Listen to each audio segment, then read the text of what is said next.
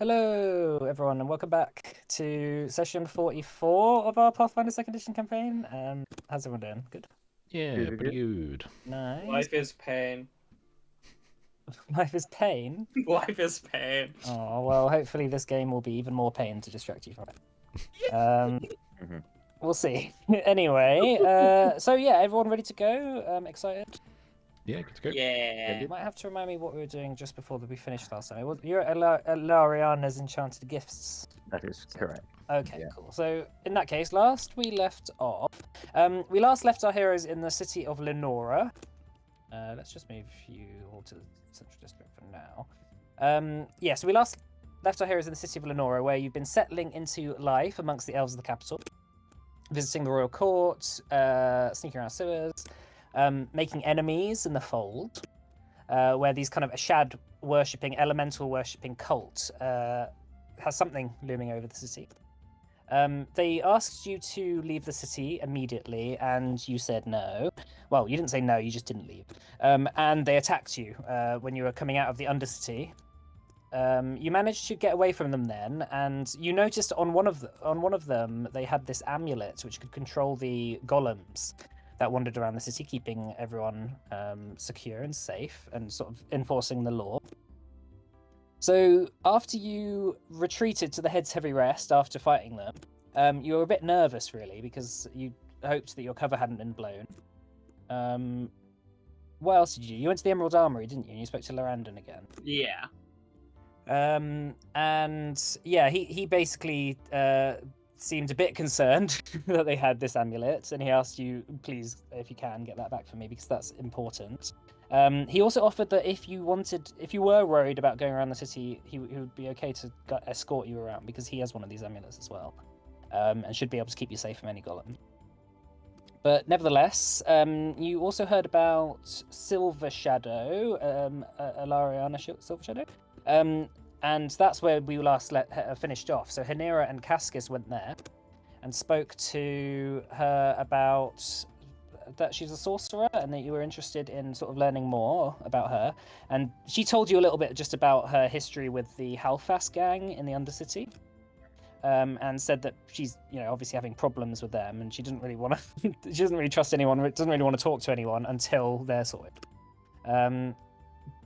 But in that case, I'm not sure what the rest of you got up to. Well, were getting up to, but you probably got like a few hours of the day left, unless you want to go to the next day. Just depends on what people want to do. I assume Cascus and Inera would travel back to the Okay. The Might and Fine Inn. Okay. You're going back to the Might and Fine. Okay, cool. I guess that would make sense. Right. As you arrive back to the inn, you find that there is a letter waiting for you, in the hand of Darren Kaidos, and it's got his wax seal on it.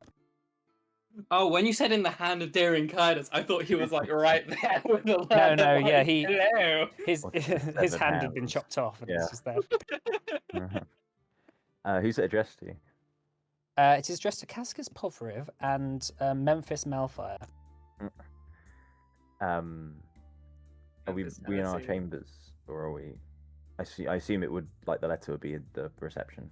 Yeah, Seraphina sort of gets your attention as you enter, and she hands it over to you. There was someone looking for you earlier. Oh yes. Who was it? Someone from the palace. Anyway, here you are. She hands it over, and you see it's a letter from Darren Kaidos.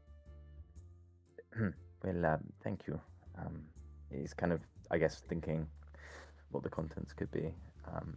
Shall we go back to the room here? Okay. So yeah, I guess we head into the room, kind of drop off our gear, and I'd go to a dresser and use like a letter opening knife. Okay, yeah, there is one laid out for you on a sort of small workspace in the hotel room. The contents of the letter is pretty much I invite you for dinner when you are free. Don't worry, I'll be around. It's addressed to both of you. by the way. So you have a choice. You can go. You can go if you want. You don't have to go. I mean, is that but tonight? That feels like. it's not necessarily just tonight, but he often has dinners. Like you've overheard, he often has dinners with just like people. So he's always eating around people, and he it's just an open invitation. I suggest we perhaps do this tomorrow night. Maybe we could get any views from the others before we go. Okay. Is there anything else? No other. The letter's fairly. I mean, does it? I mean, I doubt he penned it. But is there anything else worthy of note on it? Nothing particular. Okay. Well, Cascus picks up the letter, and I don't know if there's like a fireplace or something, and just kind of throws it in. Throws it in. As you throw it in, there's a puff of like purple smoke as the ink sort of catches in the flame, and then it sort of turns to green, and then the flame returns back to normal as the letter withers away and turns to ash. As for the rest of your night, there's nothing necessarily that's happening in the inn. It's quiet. In the inn. In the inn. Yeah, how about? Okay. No, I mean, let's. nothing else.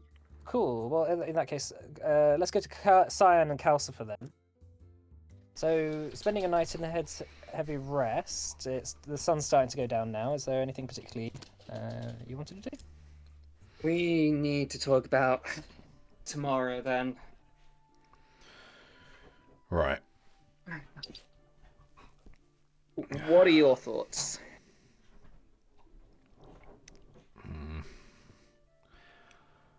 I don't know.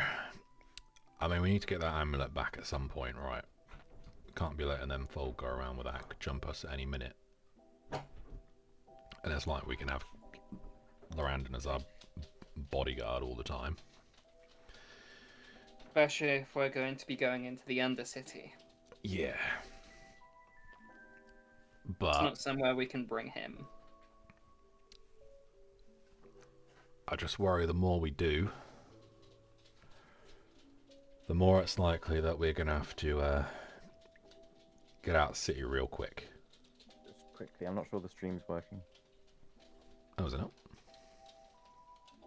Yeah, it's stuck on loading for me, Joanna. No, it's working for me. Okay. Oh, yeah, it's not working for me either. Fine. I can see it. Oh, now it's working. Alright. Okay. Ignore me. Strange. Okay. That's not working for me either. Well,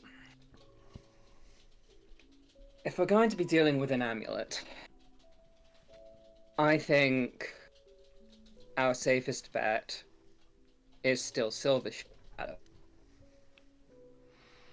What makes you say that?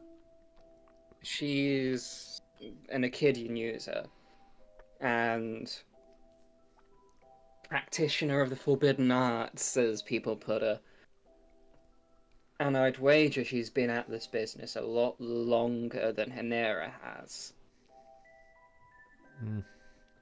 Maybe more powerful.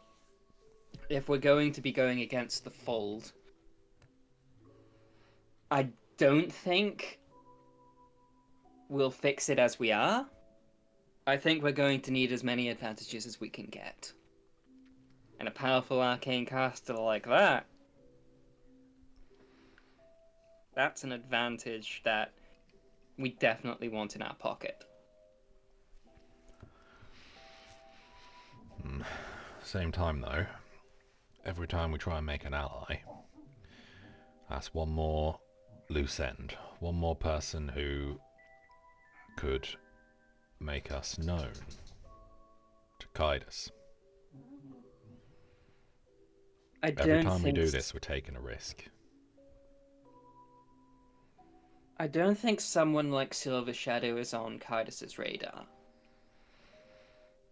But I how many people are you willing to gamble aren't on his radar? Well, Silver Shadow is focusing on, well, as far as we know, the Undercity isn't the purview of the Grineer. Is that the term for them? The Garenia. The Garenia. The Grineers from Wolfram. Ignore me. the Undercity isn't on the Greniers' radar. It's not something they focus on. They just let what happens there happen. As far as Kaidos is concerned, she's just another Arcadian user in the rabble in a problem with a gang. On top of that, I think she can help us with a lot of other things as well. Such as the heist. But also, if she is an enemy of the Hellfast gang, and we want to help her out, we might not need to rely on the Hellfast gang at all. See, what I'm hearing there is that we're making an enemy. Potentially. We've already been Next. jumped by one lot. Nyx appears and says, "What is it actually you want out of this? You want What? Kaidos gone?" I want Kaidos gone, and I want to make inroads in with the Hadron and the Council. We can't get where we're going without the Council on board. And someone like Kaidos is going to have a lot of the legitimate inroads to taking him down protected.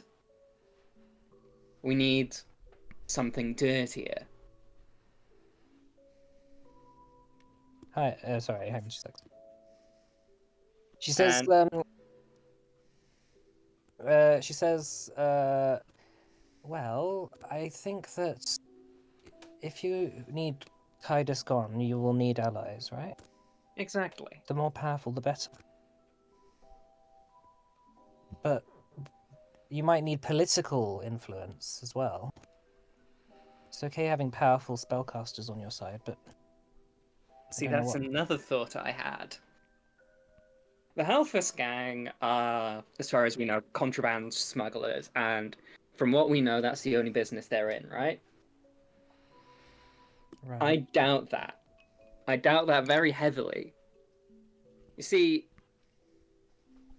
if you're dealing in something like Akidian, some very powerful people are going to want to use some of that, or the other contraband you're dealing with. And it would be foolish of them to not keep tabs on people like that. Things like blackmail, for instance. They would keep records of these things for potential futures. If, say, for instance, Kaidos changed his mind one day and wanted to crack down on Akidian users, or Akidian use in general within this city.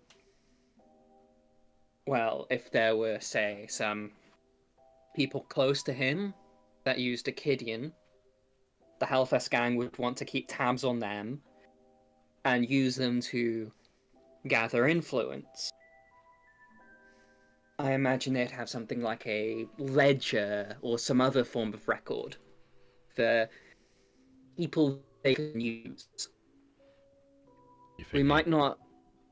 I'm thinking we could use that for blackmail or some other form of political orientation. This could help Cascus and Hinera and what they're doing. If we can find out who the Halfus gang have been dealing with, in what way, we could find ways to push people into the directions we want them to go. How do you do that without starting a war with them?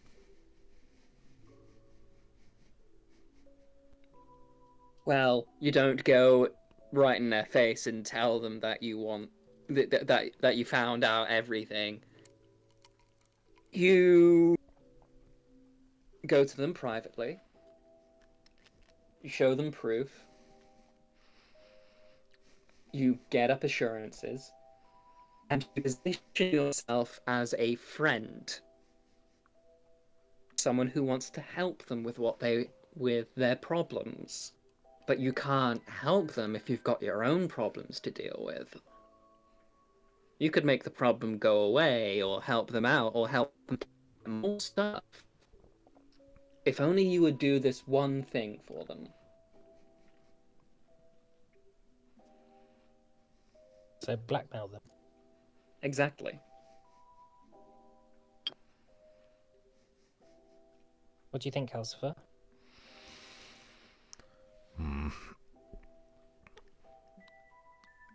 Anyone that we get on our side via blackmail, given the chance, is probably going to turn on us. Depends on what we have on them. Nevertheless, it isn't great loyalty. It isn't, no. But it's something. And besides, it's Hanera and Cascus's jobs to win us friends. It's our job to maneuver things covertly from behind the scenes, sorry. It will be pretty handy if we could come out of this with a good reputation. It would be, yes, but everyone in politics with a good reputation, I guarantee you, has something shady going on. You could instead, if you wanted to gain their loyalty and trust, tell them that you destroyed whatever information they had on them. See, that's why I love having you around next year. Really clever. Let them know that you know that they have things, but forgive them of it, and say you won't tell anyone, and they'll be much more likely to support you, I suppose. Exactly.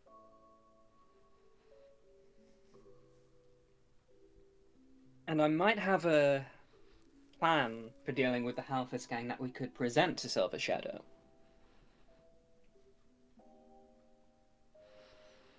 What are you thinking? Espionage. See, if they have a bunch of Acidian or other contraband somewhere, they're going to want to stockpile it. If we can draw their attention away from their strongholds by getting rid of some of these stockpiles in whatever way we can, their heart may be less guarded for us to strike more effectively, with less resistance. I'm not keen on making an enemy of an old gang. We don't need two hunting us down.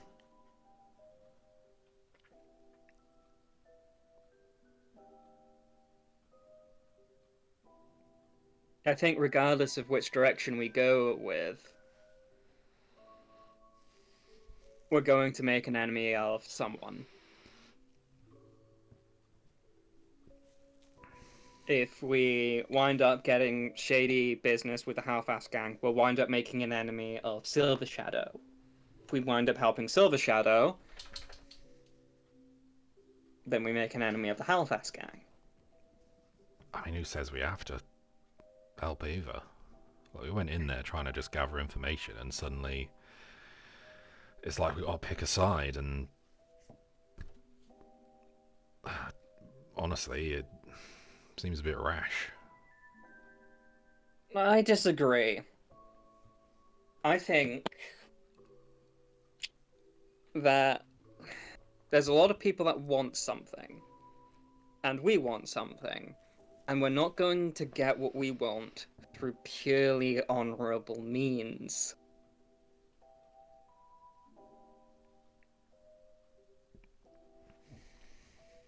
What I would you mean- prefer to do, Cascus? Calcifer? Well, get all we can for this, well, prepare as best we can for this, this heist. Let Cascus and Aera do their work with them lot in the palace. And when the time comes, present the evidence with trust of those around, and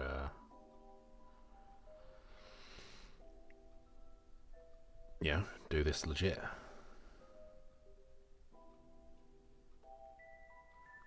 It's a lot easier than it's problematic if some agents of a different country come into the capital city and kind of perform a mutiny. That's not good optics. You've heard the words around street. People already are thinking, oh, there's some foreigners have come in and killed some elves. Everything will fall on us if it can. So we gotta make sure that this doesn't look too bad.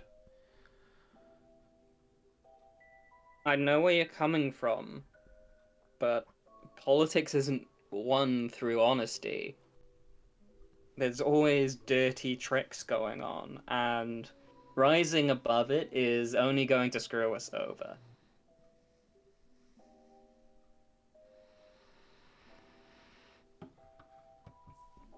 Yeah, I'm not saying don't do any of this stuff, just we gotta be careful about what we're getting for, and make sure that if we're gonna piss some people off, there needs to be a tangible benefit that's worth it. Okay. And I'm just not convinced so far with this Alphas and Silver what's-her-face stuff that there actually is. Well, how about you come with me tomorrow, and we both talk to Silver Shadow about this, and we can work on a compromise. Alright. Alright, so you're gonna get some rest. Yeah, I'm gonna polish off a bit more stuff on that rune and then head to bed. Cool. Cool, well, so next day then. So Cascus and Hinera, you wait to the sound of festivities out in the Sun District on the Spring Change Festival, the first day of summer. You see sort of circus acts and like fire jugglers, various like food vendors, and a lot of kids are out sort of playing on the streets. There's a sort of look of festivities amongst the city, bunting hanging from the elven roofs, and you hear some celebration from downstairs as you sort of get up and head down into the morning into the lobby for breakfast. You see a number of elves just sort of standing around in a circle, chanting something under their breath as they celebrate, all clinking their glasses together, and they all say "To the summer." Do we know anyone of note? You don't see those people that you saw the other day. These seem like travelers who have just come in over the night. Fancy travelers, probably. What's that? Probably quite fancy travelers. Yeah, they look. I mean, they look quite well off generally. They're probably more along the lines of merchants. Maybe people who aren't regarded as highly in elven society but still have coin. All elves, I assume.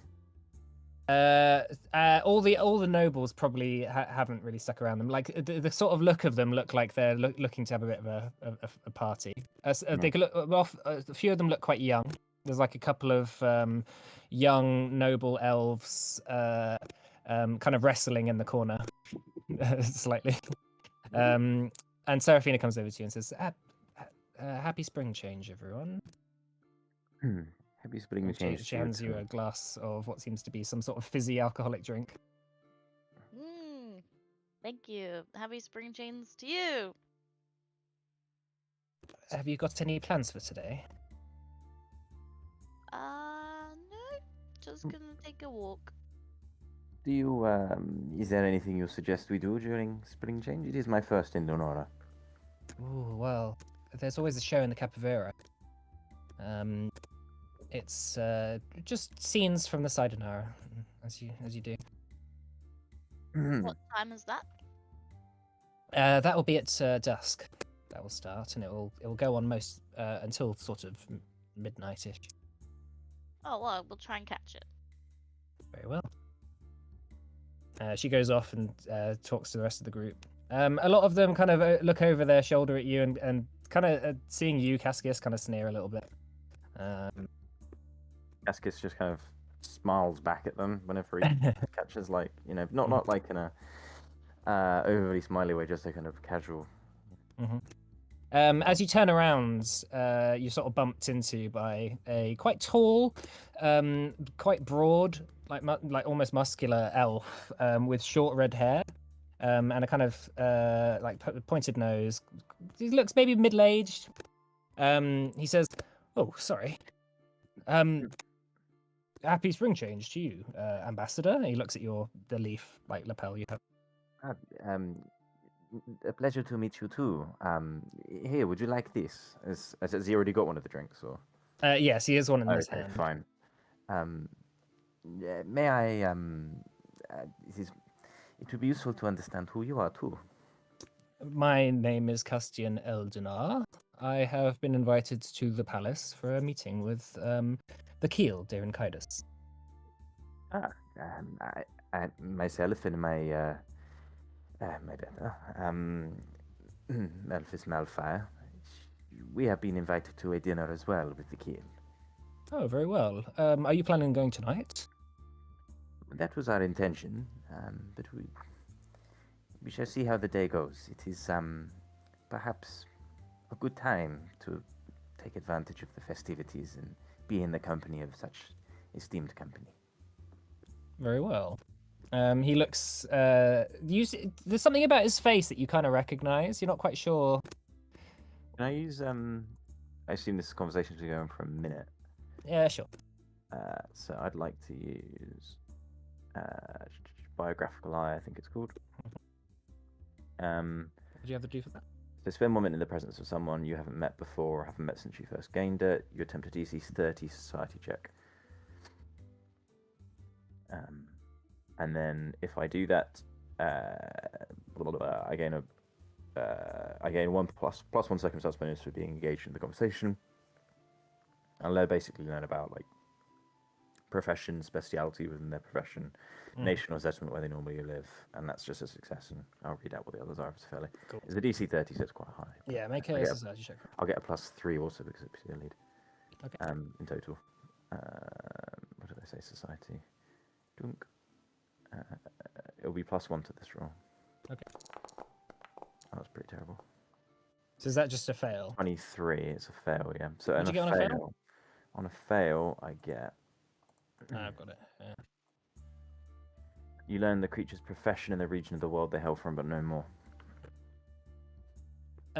He seems to be maybe a merchant. Mhm.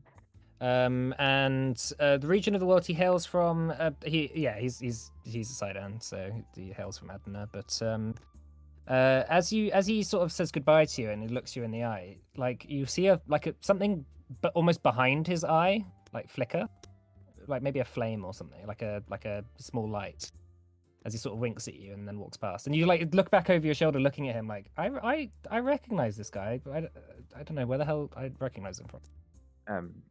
Helena, did you see anything strange with that elf? No. He just looked like a regular elf. Maybe it's the drink, no? Yeah, maybe. Elvish stuff is maybe. Is it like strong Elvish alcohol? it is Mine- quite strong, to be fair. Okay. Not like Just a woken Bucks up. Fizz. Yeah. It's like a Buckfast. It's fizzy Buckfast. Mm-hmm. Yeah, we're- it's very sweet and it kind of got like a very fruity kind of taste to it. Well, like Askus kind of, I think he downs the rest because I don't think the intention was to stay in the lobby too long. Melephis, what do you propose we You shouldn't say Melvis. Malphis. Is it Melphis or Malphis? Memphis! Like Memphis. Tennessee. Like- Yeah, Okay. Memphis, like Memphis. How about we head over to the Mighty Fine Inn, and as we go, take a look at some of the festivities. You mean the head's heavy rest. That is exactly what I meant. Not the one Yeah, with that sounds good. It would probably be worth telling them about our encounter with Yeah. Ilariana yesterday. I'd like to go to the capybara. The capybara. Yeah, and just have a little. I'm interested to learn about the performance tonight. You want to go now? Before it Well, is, I thought we could go on the way. Okay. They might have a flyer or something. No, it's sounds wonderful. All right, so you head out the Might and Fine Inn through the Sun District. You see a whole bunch of stalls having opened up, with like parlor games and kind of just like fairground kind of games, like kind of bottles that you have to knock over and like darts and throwing axes at various targets. So as you walk past, one of them says, "Can I introduce you to a game? Only a silver piece." No, thank you. But you haven't seen our wondrous display of prizes What are the prizes? well, if you knock all of the bottles off in one throw, you will get this. And he just shows you an absolutely huge stuffed bear. Oh. It's very cute. Very cute. I really like bears, but I'll think. I might come back this way. But If you manage to hit 2 in a row, then you'll get this. And he sort of shows you an absolutely bigger stuffed bear. It's like the same size as you. What if I Only a silver choose piece? 3? Well, that will be all 3 of your balls. And if you do, then you get to choose a prize from our mystery selection. Are you allowed to cast telekinetic projectile on the ball? That's what I was thinking. You can do whatever you can try whatever you want. Oh god. I don't have that spell anyway, but okay, thank you. I will think about it. Well, come on, Henry. You only live once.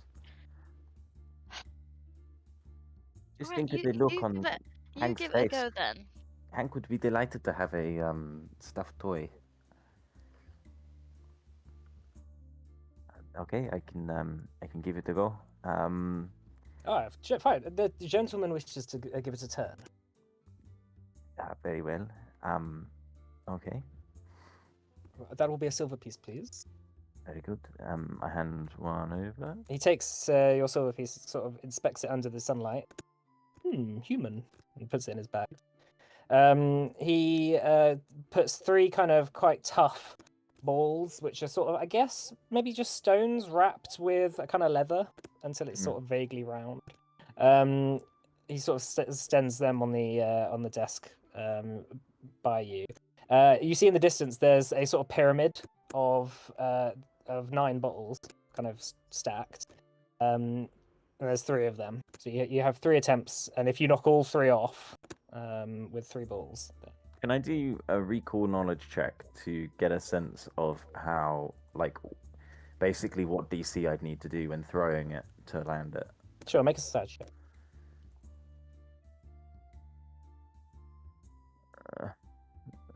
Uh, 24? I would say it'll be a dexterity. Do you have proficiency with dexterity? I don't think so. I'll say it could be an athletics check. An athletics check. Probably DC. Uh, I mean, it'll probably be about DC 15. Okay. Okay, I've got a plus 13, Nice. so... But you are generally quite a high level adventurer at this point. I am actually... well, it's athletics is strength, yeah? Yeah. But I'm trained. Okay. Maybe, can you, like, aid me? Can Hinira aid me? Is that okay or not? Or is that cheating? I think that's probably cheating. Encourage, is that a thing? Encourage you from... No, I just meant I'll encourage you from the sidelines. Woo, go Cascus! It would be really helpful to have a giant fucking bear to carry around with us everywhere we go. That's the spirit, the storekeeper says. Am I All inspired? right, make your first athletics check, Casca. Am I inspired by that rousing Uh, speech? I won't give you a negative. Let's say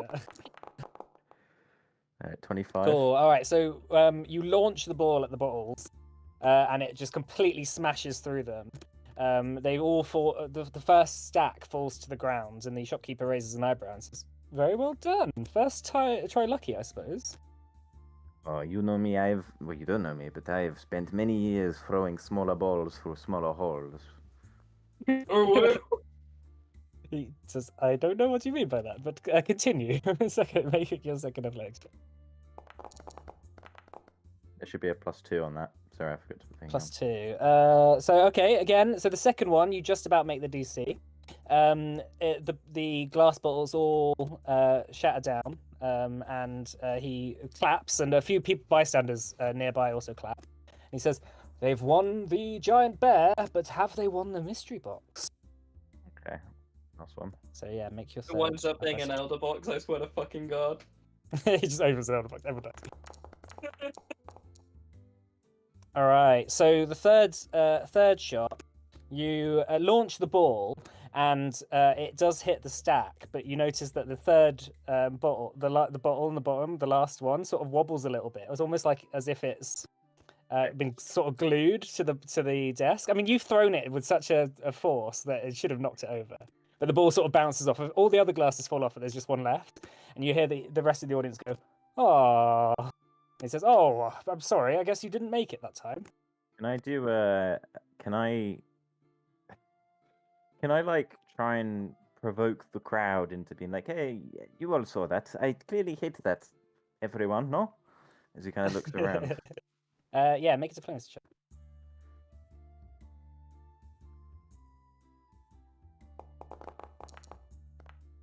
36. The shopkeeper immediately says, "No, no, no. I would never cheat. I would never cheat." And some of the other people around go, "Hey, hang on a second." Someone says, "Lift up that last bottle."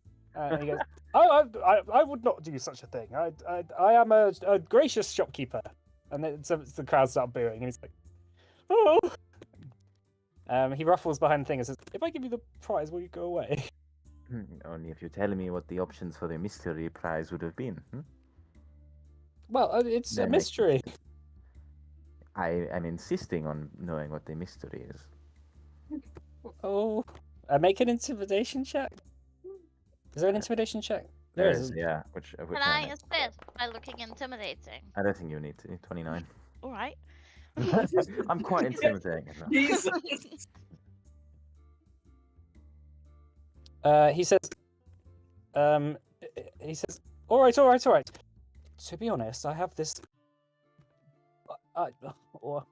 He sort of looks a bit nervous, and he says, "I have this box, and whenever I open it, something random comes out of it. It's usually quite good. Sometimes it's bad." May I see? Well, only if you are going to take the item. So I can see into the box if I take the item. Well, the box sort of spits the item out onto the floor. Go on then.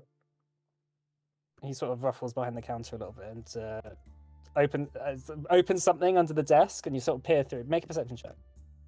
It's a box of many things, I swear to fucking god.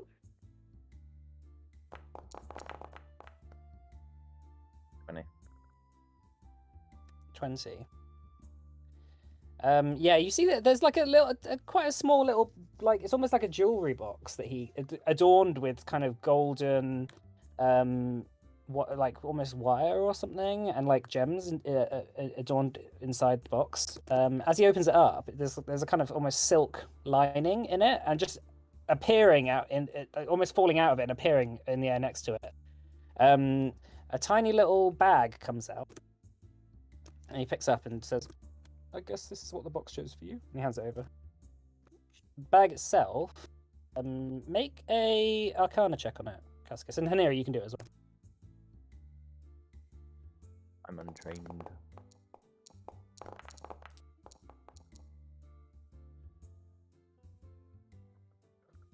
Okay, so Hanira, you recognize this as a Tanglefoot bag. It's like a bag filled with a kind of slimy, sticky substance, and when you hit a creature with it, it takes a penalty to its speed for a minute. I want to tangle. Foot bag. Do you mean like it's slowed, or it takes a penalty to its like movement speed?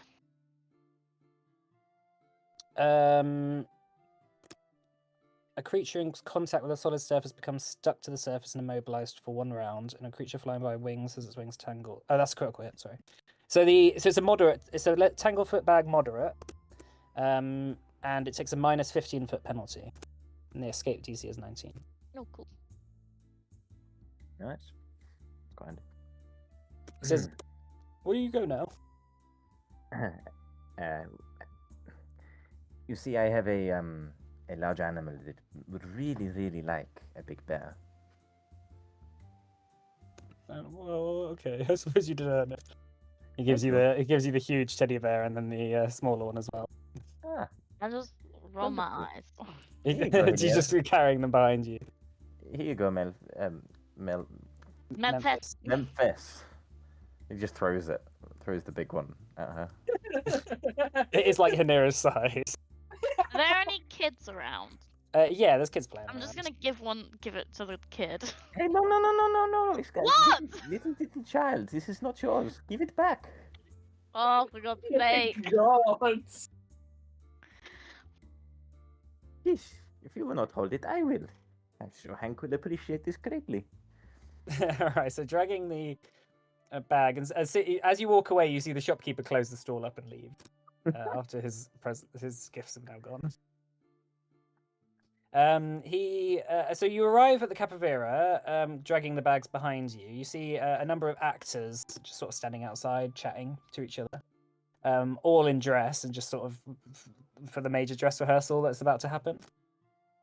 A lot of them are dressed in kind of traditional Sidon warrior attire from the age of Eretzar. A number of them are dressed as like humans, and then there's a couple who are like children who are just dressed as dwarfs, and you see that they're like big, very stereotypical beards, and not necessarily treating them looking the best. Is Children setting up. traditional elven theatre, is it like no theatre, did you say? Yeah, a little bit. Ugh. Okay. So, sort of like looking around, a few of them are practicing their lines, and there's like a kind of a flyer outside which just sort of says, assorted scenes from the Sayonara for the Spring Chains Festival.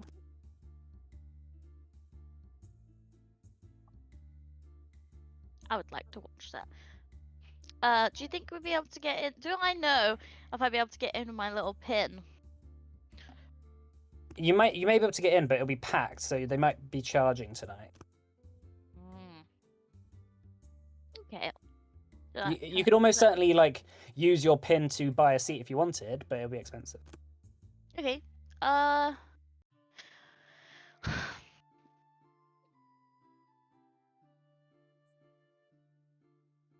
Do you have anyone famous in it? Like a famous actors? Yeah, there's Danny DeVito. Oh, yeah! Danny Denarius of De Vito. Yeah, no, there's no like real famous actors. Like a lot of the actors are sort of no name kind of nobles and people who just are just playing that role for that time. Like there's not that many actors who are really well known. Oh, okay, that's fine. Yeah, maybe we won't watch it. As we walk past the actors, I say to Cascus, oh wow, aren't those costumes really well ironed? Oh, I wonder who did that. What a amazing Oh, God's sake. that person must be really talented. No one ever comments on the well ironed of a theatre show's costumes, but I really appreciate it. It's the most crucial part of the show, to be honest. Hey, It's you're not most here. fun. Are you He's drunk? shouting it from really far away. It's the most crucial part. Have you been drinking a bit much? This is a bit random, no? Oh yeah, maybe maybe I've just been drinking a bit. Hmm. The most important thing about a show is the performance, no? All right, so you continue your conversation walking via the Sun District I was just before Hanira casts Sorry. fireball on you. Um, We went to see the Crucible together. Sorry. Anyway. and eventually you meet up with the others who are getting up at the head's heavy rest when you enter. You see them wolfing down a big plate of bacon. There's bacon here? Yeah, I think remember they said they could get you anything you wanted. Anything? Human, maybe. Human flesh. I want to eat human flesh. Well, maybe elven bacon is kind of like corn. You know, Corn like bacon. it's a bit depressing, and It's it's bacon obviously with- manufactured out of something weird. Bacon with very heavy Mass-produced bacon. quotes. Yeah. Heavily processed bacon. Yeah, it's made. This bacon has very floury taste to it. Jessica throws from left field the big bear at Hank, and then throws the littler one right at Nyx if she's around. Nyx opens her arms as it arcs towards her, and it just passes through her incorporeal body. Oh no! Oh. Oh, cheers. Hank will have a great time tearing that up later. I'm sure Hank drags it off to maybe not hump it. We'll see. you see? Good boy, Hank. Hank's actually a bad. He nearly was going to try and get rid of that. She nearly gave it to a little child. How dare she want to brighten up a child's day? Yeah, that would have been horrible.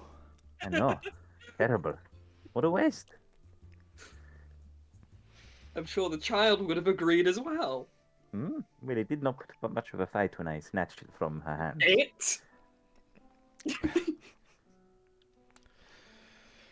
Well, good morning, Nick says. Good morning to you too. It looks What? like you have all been enjoying breakfast. It's corn. Why is it corn? I do not know. This Is it corn? fine. When I said corn, I meant Q-U-O-R. Right, okay. Not like maize. Corn. That's made to Well, look like bacon. It's like, yeah, it's like a big lump with knobs. It's got juice. Well, while you've been enjoying your big lumps with juice, I very much enjoy my big lumps with juice. Anira and I were being quite productive last night. We went over to the North Ward and met with Lariana Silvershadow. Oh yeah? How did that go? She was quite strange. She's a bit of a shadow of what she probably once was. A silver shadow. Not fun. Anyway, I thought it was funny. it turns out she was a member of the priesthood. A member of the priesthood. Mm, So mm. I was right. Very powerful magical practitioner. Yeah, well, well known locally. Seems a bit of a tragic figure, though. Very powerful. Henera was more interested in. Well, you seem to be quite enamored with her proclivities for magic, and you discussed that for some time. Yeah. Did you discuss potentially her helping us out with the business with Kaida support? Well, we inadvertently came to a bit of a conclusion that she suggested we can be in her service if we deal with the Halfus gang and the priesthood gang. I'm not sure what that meant, priesthood gang. Wait, sorry, there's another gang. Oh, and I bought a new spell. Well, All right. Everyone looks at Hanira. Keep it down, Nick says. I thought we were in the room. Sorry. So, from what I understand, the Halfus gang is effectively part of the priesthood. They control the Undercity. They're the biggest users of Achidion, so I suppose it makes sense, no? That does make a lot of sense. That means the priesthood is compromised. I think it has been compromised for a long time, no? What do they want?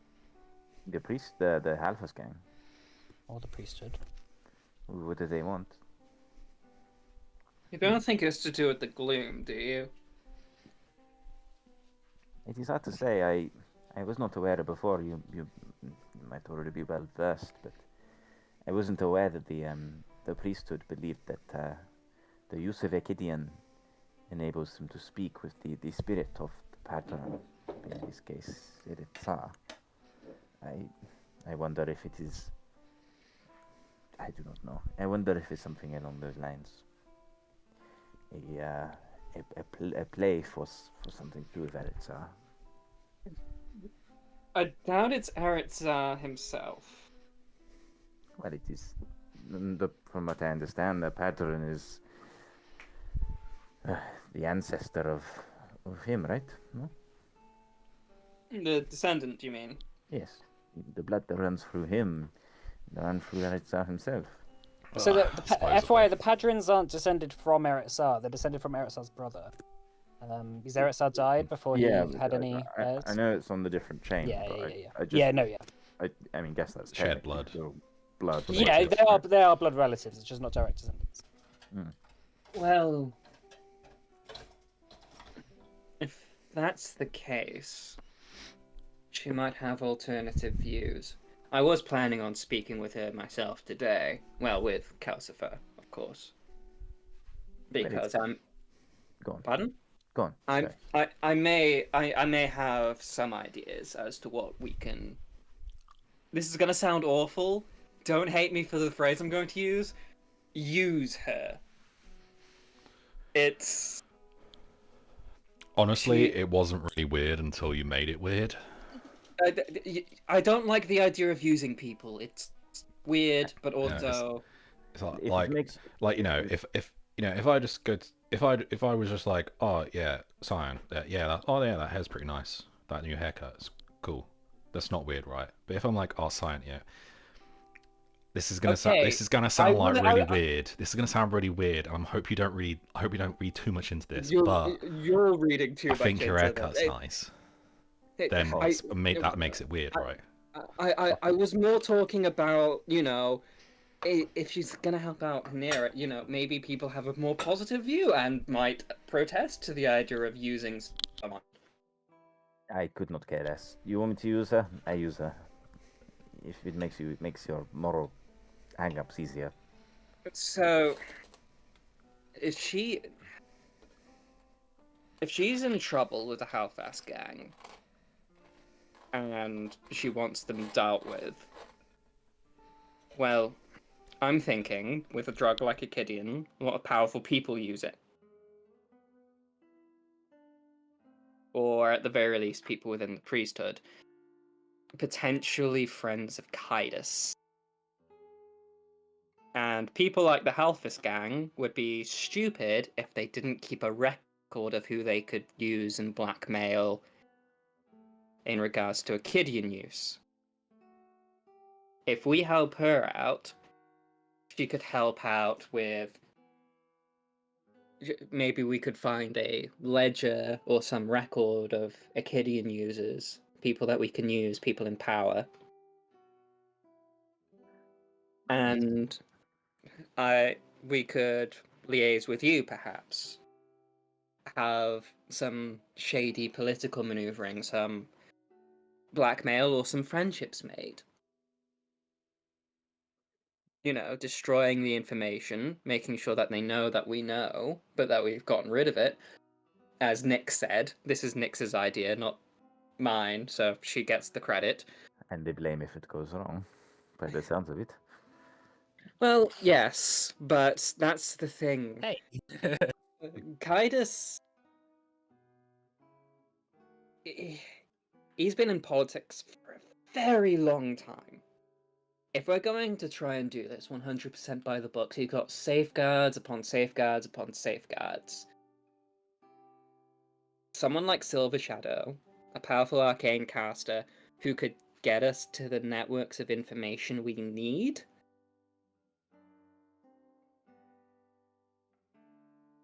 It's shadier, but it could give us the much needed edge that we need to... I think regardless of what we do, there's going to be some degree of shadiness. And I feel like Silver Shadow is the way to do this in the least shady way possible. You keep calling her powerful. How do we know how powerful she actually is? Well, she's more powerful than Hanera. No offense. Do we know that? Well, if she's a sorcerer and has been at this for longer... Not only that, but she was a member of the priesthood. And they're the only people who legally know much about arcane magic, I would believe, other than the Sabas. I don't know. A lot of people do their jobs for a long time and are pretty shit. I mean, if time in a job was, necessarily correlated to being good, then like 90% of elves would be, such legendary craftsmen and warriors and nothing. There'd be no common elf. There was that. Next, I'll say there was that person in the Undercity who said that she defeated a number of gang members from the Hellfest gang. Single-handedly. And Nera, what type of a vibe did you get from her?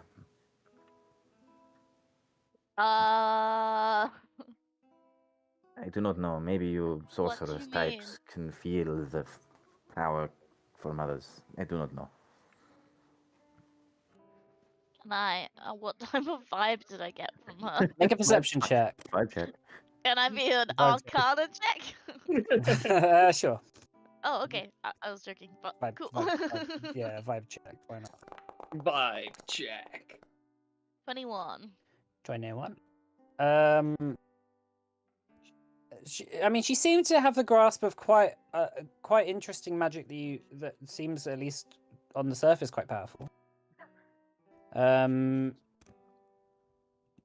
It's very hard. It's very hard to tell without really seeing her cast magic, though. She's obviously at least well experienced. Like she's not just any old spellcaster. But I mean, the only really real way of being able to tell is to just sort of go against her yourself, I guess. I'm all for this plan. My one concern is that presumably I'm going to be handed this ledger, and will have to covertly present it to folk in the Palace of the Prophet. Now, in doing so, I effectively expose a link to you both. It will be common knowledge that there's been some business in the Halfus gang hideout, unless you plan to go in silently. Well, that's the thing. I was thinking about going silently, and I didn't necessarily mean we would hand you the ledger. Merely liaise with you on information, give you a one-up on some people. You know things. And if you need us, and if you need anyone dealt with, or you need friends that happen to be in the ledger, then we can either use that information to blackmail them, or we could remove that information and win you a friend. I like it. This is a good idea. It is the first good idea we've had since being here. I don't know. I think splitting up the ends was a good idea. Kind of twizzles. Walks away. So, are you planning on going to see? Well, are we planning on going to see her then? That's the idea. Are you going to come as well, Cascasinero? Yeah, introduce you as friends. It would be appropriate. Very well. Well, we should get going then. I actually have a question. Do we need to buy health potions now that we don't just get one every day? Yeah. Did she have health potions? She saw pretty much any kind of consumable up to certain levels. Excellent. Yeah, any common consumable up to, let's say, level 10. She'll sell. And being on her good side means that she'll probably give you discounts as well in the future. So, worth a try. Right, so you're going to head over there then? I think Yeah. I'm Yeah. just going to throw on some robes. Again, You're gonna be an old woman again. an old man this time. Ah, changing it up. Yep. Cool. Are you like magically changing yourself? I don't think I can. So I think my the limits of my talents only expand to putting on like a human appearance. Okay. Devil in What plain about your sight. horns? So, well, the devil in plain sight thing means your fiendish the traits disappear. Yeah. Um, You just look like a human version of you. yeah, a Cool. non-tiefling member of your base ancestry. Yeah. Right. So you head over to the north wards. You head through the tunnel again. It seems now it's the festival. They've seemed to clear up the crime scene quite considerably, and it's a lot busier. So you blend in with the crowd fairly easily. Heading up to the north ward, you see that a bunch of people are in celebration. A number of inns and drinking houses kind of packed with elves, just sort of sat chatting. A lot of people having kind of picnics by the river, kind of on this like kind of lake thing here on boats. As you approach Ilariana's enchanted gifts, there are a few people outside, just waiting around. And her shop is open. There's a number of people who are sort of going in and out buying stuff. As you enter, you see again the holographic shopkeeper dealing with people's inquiries. As the shopkeeper notices you, she sussily points over to the door. The one that we so- just came through, or No, Ilariana's like office door. right? Okay. So do you head over to there? Yeah. Cool. All right, opening it up, you see her in the corner of the room, sort of hunched over a desk writing. She looks over her shoulder as you enter, and she says, "Oh, you're back. Oh, that was quick. Did you deal with the Hellfast gang then? And you brought friends." Yeah. Hello. How, All right. This how is goes your Hank. day? And she's like, "Dogs, wait outside, please. I don't like them in here. They slobber over everything." What Not if they're in a technically sure he's a dog, but all right, Hank. Wait outside. I am curious what you mean by that, but we'll get into that later. Right, what do you want? Well, we wanted to discuss our proposal a bit more before doing anything, and I wanted to introduce you to a couple associates of mine, a few associates of mine, rather. This is Cyan, How do you do? and this is Calcifer, All right. and this is Nyx. Is Nyx here, or is she like Yeah, here or not? Nyx is Yeah. sort of floating around. Nyx appears. She, Ilariana sort of jumps back a little bit and says, "A fey creature." She's like, I'm not a fey creature." She really isn't. I was rather surprised when she turned out not to be as well. Wait, you're Ilariana not? raises an No, she's from the Gloom. We've been over this. I thought. Wait, is that not how that works? Listen, I don't know either. She says. Ilariana says, "Oh, you're gonna have to catch me up." Anyway, right. You want to talk about our agreement? Yeah. I'm We not wanted to sure. hash out the details properly. Well, I'm not really sure what you want from me, other than trying to work out what kind of magic I can do. Well, there's that, but also you want us to deal with this Hellfast gang, right? I didn't ask you to. You've come to me talking about it. Well, we want something, and you want something, and that's what you want. Sure, I'll give you that. You've been an enemy of the Hellfast gang for a while, I would imagine. A while, I suppose. I take it you have ideas as to how to accomplish this. Well, sure. I have ideas.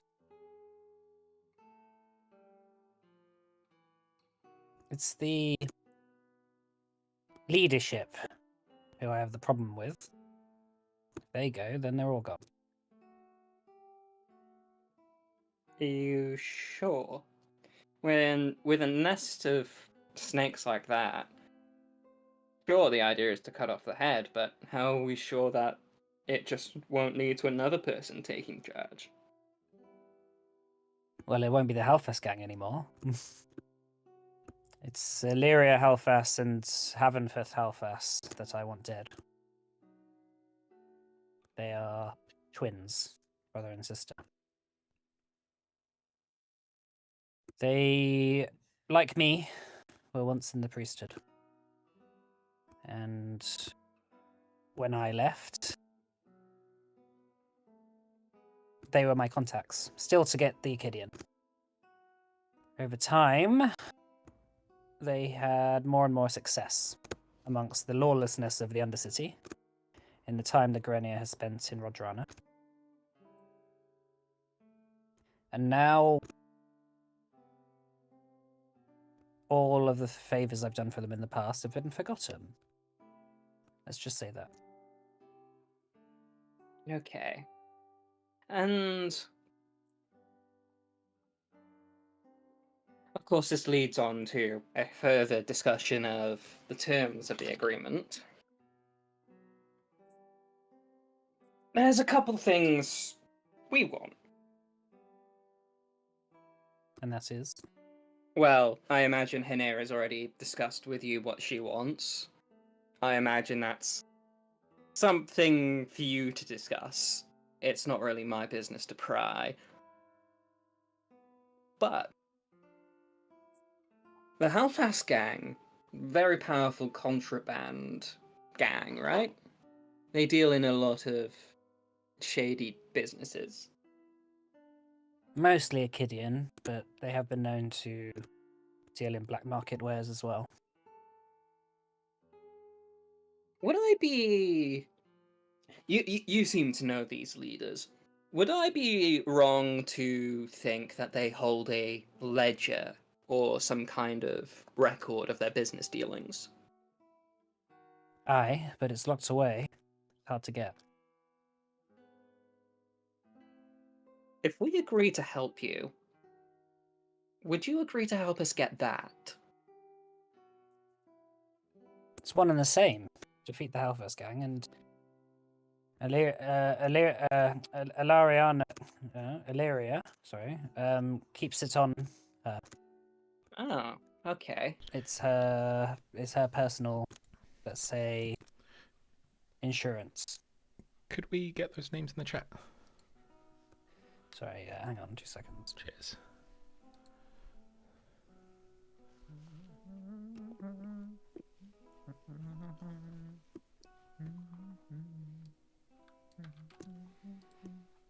There you go. Cheers. Yes. And secondly, how much of our mission have my dear friends revealed to you? Not very much. If anything, I suspected you were to be back with more. It's not very often I have humans coming for my help.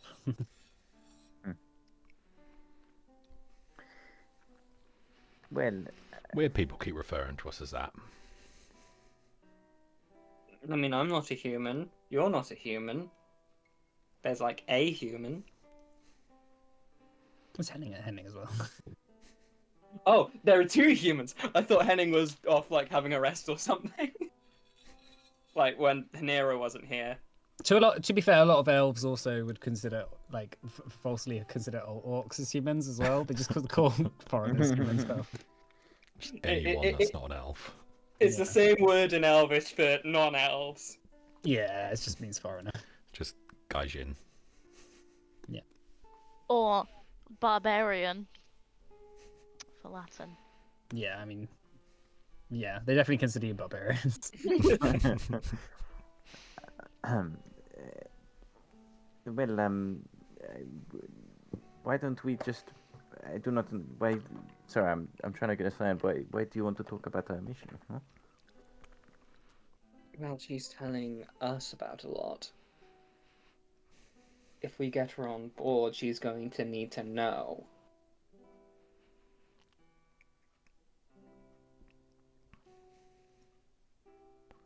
We can't exactly have her doing her business, what we need her for, without any knowledge. And besides, she's trusting us with bits of knowledge. If we want to engage in a partnership, we need to be forthcoming as well. Can you excuse us just a second? Of course. Cyan, Calcifer? you ever heard of the term, keeping your cards close to your chest? I don't gamble. Well, sometimes, just because you get into like a little bit of dealing with someone, doesn't mean you go spilling all your secrets to them. Not unless you really need to. Okay. But we will eventually need to tell her. Why? Well, the idea is That's a if she different can, deal. if she can use magic to, scry and the like on people like Kaidos, she needs to know where she's looking. And if she's helping with the heist... I know that, but we do not know her measure yet. And what if we go in there and she betrays us immediately? Or, Okay, my well... point is that we can tell her things, just hold on. That's we don't what need- I yeah, said. I just said don't we need will to- need to tell her eventually. Yeah, but we don't. You basically just told her, "Hey, we got this like big secret. You might be weird Yeah, about." we're gonna have to tell her something now. What do we tell her? Cascus, can you make a will save for me, please? Ooh. Okay. Oh no.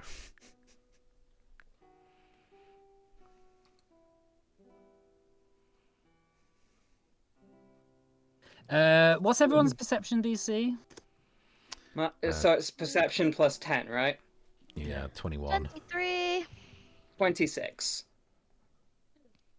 Okay, so Cyan, you just barely make out that Ilariana has casted some sort of subtle concealed spell. That's not very nice of you.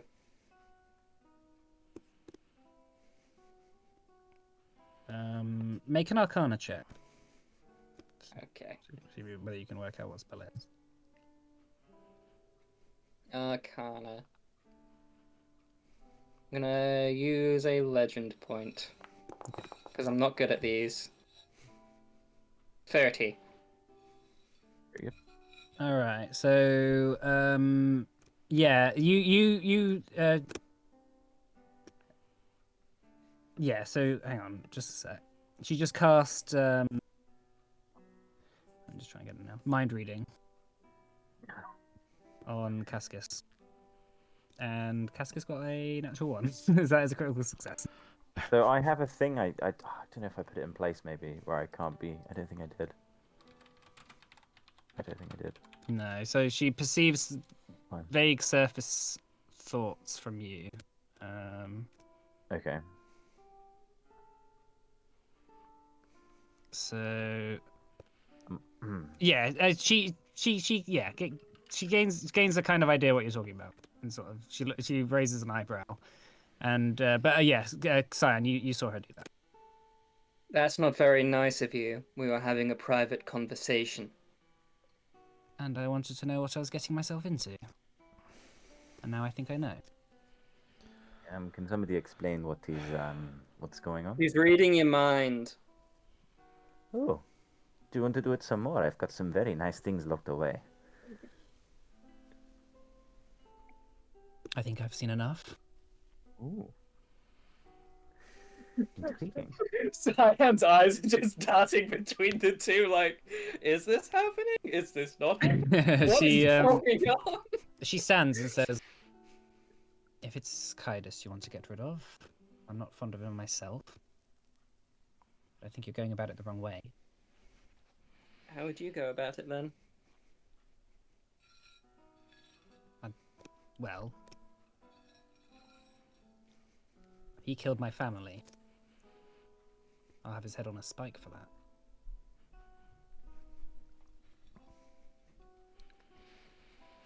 Why did he kill your family? That's none of your business. Okay then. But I'll never forget it.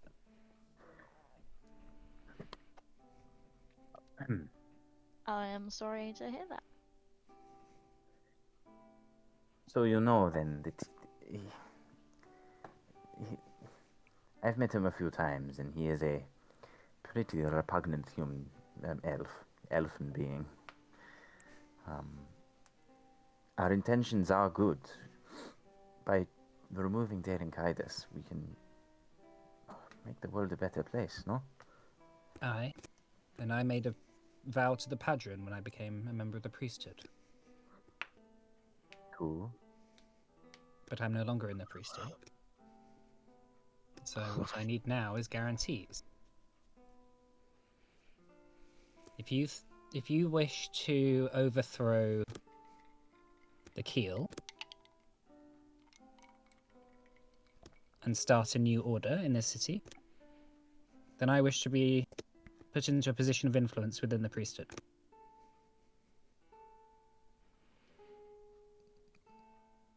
That will be my ask. I Why'd look at everyone.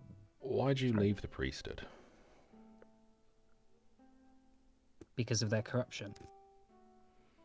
Was What it would your you choice do? or theirs? It was He's gonna, It was the alternative. he's gonna raise two finger quotes and just be like, mutual. the alternative was more unpleasant. Were It was you an to easy- die? It was an easy way to get me out of a lot of people's business without leaving me dead. They thought I would not survive much longer after the Achidian withdrawal set in, but I had contacts on the inside. I have enough supply to keep me going for another month or so. I no longer have the Halfas gang, so I'm under a bit of a time limit here. If you can put me back into the priesthood after getting rid of Kaidos, I will not even ask for your help against the Halfas gang. I'll deal with them myself. So just to clarify, you will help us as long as we achieve the goal stated in this agreement. I will help you, but if you do not help me at the end of it, I will take it personally. Of course. And what would you do if you were put in charge of, in a position of influence, rather, within the priesthood? I would run the priesthood to how it's supposed to be.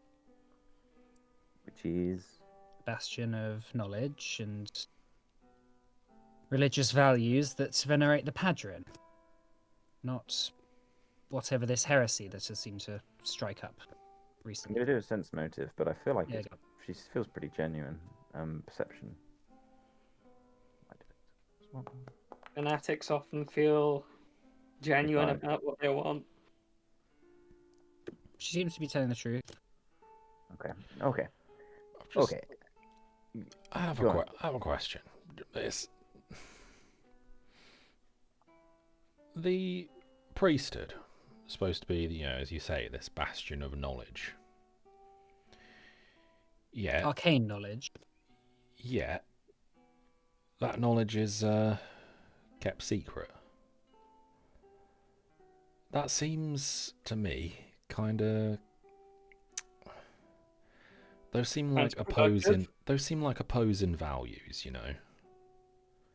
Like they want to preserve knowledge, but without allowing anyone to actually have it. Like, what is knowledge if people don't know it? Anyone is able to use that knowledge, but a lot of it requires wisdom and foresight. The priesthood should be, in a perfect world, a path that people can go down to have the chance to wield great knowledge and power, but not have it destroy them. If the knowledge of certain things are out and open, it could destroy our society as we know it. If, say, House Ignis knew about how to just do it, I imagine it wouldn't be very good. To do what? Just full knowledge of arcane magic. Of course, and we've set our society up over thousands of years to stay away as much as possible from lay people doing magic, as it has caused problems with our society in the past. Well, certainly seems so if people have to take a kid in for it. Or at least most of them.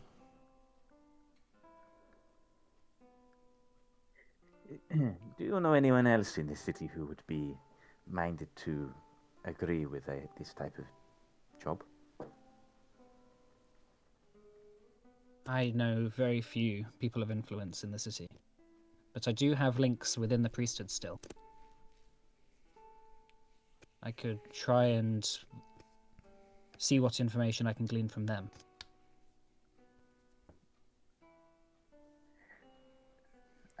So long as it does not put yourself or anything else in danger, I see no harm. My food's done. I'll be right back. Right. Should we have a break? Sure. Yeah.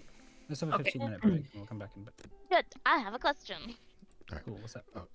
Does she sell a staff of healing, and how does it work? Because it says you expend a number of charges from the staff to cast a spell from its list, but it does not say how many charges it has. And you'll find out after the break.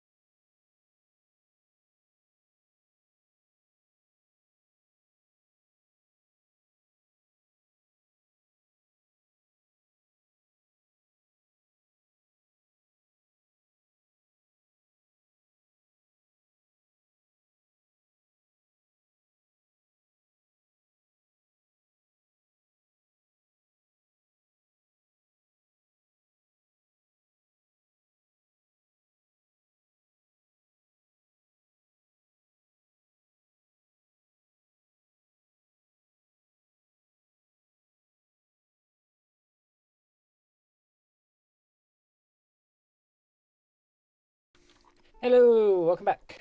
So just before the break, the party had headed up to Ilariana's Enchanted Gifts to try just get a second opinion. A second opinion? Just like speak to her a bit more. And she said that she would join you all in the event that you basically promote her to the leadership of the priesthood. She has very ambitious goals. I respect it. I respect it. Yeah. Like She's- one time she wanted us to take down 2 entire gangs and the priesthood by ourselves. It And now wasn't she's 2 saying- gangs, it was the priesthood and the Hellfest gang. I mean, there's basically like 2 gangs. Yeah. I mean, she's definitely assuming that she like once the priesthood had been taken down, she could just like wriggle herself back in there. But that's where she's at. So, what do you want to do now? Ilariana has spoken to you. You've bought that staff, Henera. Exchanged money. She says, if you wish to do this deal with me, then I'm on board with it. If you betray me, I will. Well, I don't need to say. Lovely. You see, Mm. gang, sometimes honesty does go a very long way. I'd say smiling at everyone. I take it they're not smiling back. I do not Just Counselor's stony just turned faces around on. and started walking. Mhm. All right, so you're going to leave them Yeah. back Yeah. to the central district. All right, so returning back to the central district, you head back down the Dawn Road. Did you want to go to the Heads Heavy Rest again, or what's the plan? So I think the plan is to kind of like, I guess I don't know what Calcifer, Hanira, and I guess Hanira's coming with to the dinner later. But I don't know what. Well, you haven't Cal- really spoken about that yet. Henera, do you Actually- want to? Yeah. Okay. But 'Cause you are aware of that Darren Kaidos is suspicious of you. that's fine. I will make my plan is to make him unsuspicious of me. I am but a nobody. How are you going to win him over? If he asks, I'm gonna say that I worked for the Malphite family. My family worked for them over the years, and they just adapted the same surname. Nice. Is that a thing you can do in elven culture?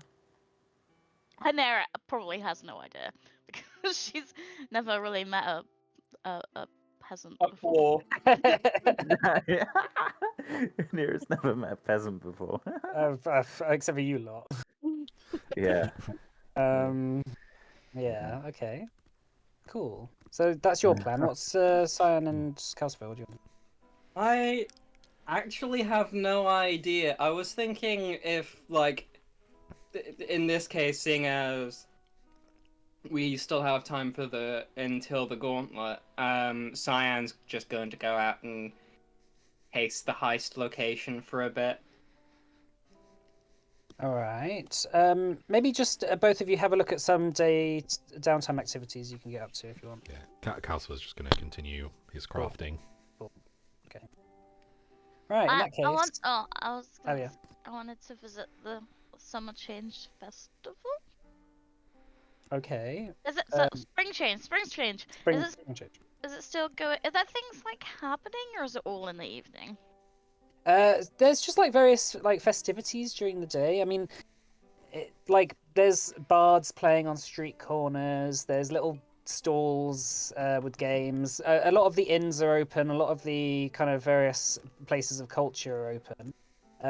In terms of actual things to do, like it's a bit of a kind of timid kind of festivities season. Maybe partially because there's not that much in terms of security. So there's a lot of people out on the streets, but they're just going from place to place, and occasionally stopping at stalls. Like as you walk back to the Might and Fine, like a fire juggler is performing in the street. A couple of elves standing on top of each other doing various circus tricks. Strange creatures, including Kiraxes, flown by riders who are sort of doing acrobatic sort of leaps and flips on top of them as they fly through the air. Occasionally, like with little banners of fluttering behind them of bunting, and just like throwing bits of confetti and things on the ground behind them. But you return to the Might and fine. Henira, why are you damaged? And not in an offensive way. Just It's like a backstory question. Or... I'm just wondering. From the last fight. Oh right, yeah, you've had a long rest. That's a character prompt right there. Why are you Why damaged? are you damaged? That's like a session 0. Yeah. What makes your character damaged? All right. What is your trauma? Yeah. That's basically backstory, isn't it? Just trauma dumping. All right. Okay. In that case, a few hours pass, and it begins to come into the evening. Probably about the time that you'd want to start heading to the palace if you wanted to go to this dinner. Mm-hmm. Yeah. Earn income thievery. Yeah, sure. Make a thievery check for me. Okay. I should have saved my legend check for this. My legend point for this. What level did you want to do it at? So this is the first time I've actually done. Wait, no, it's the second time. How high of a level can I do it at? Pretty much whatever. I'll say you can just attempt whatever level you want. But obviously, the higher than you are is going to be harder and harder.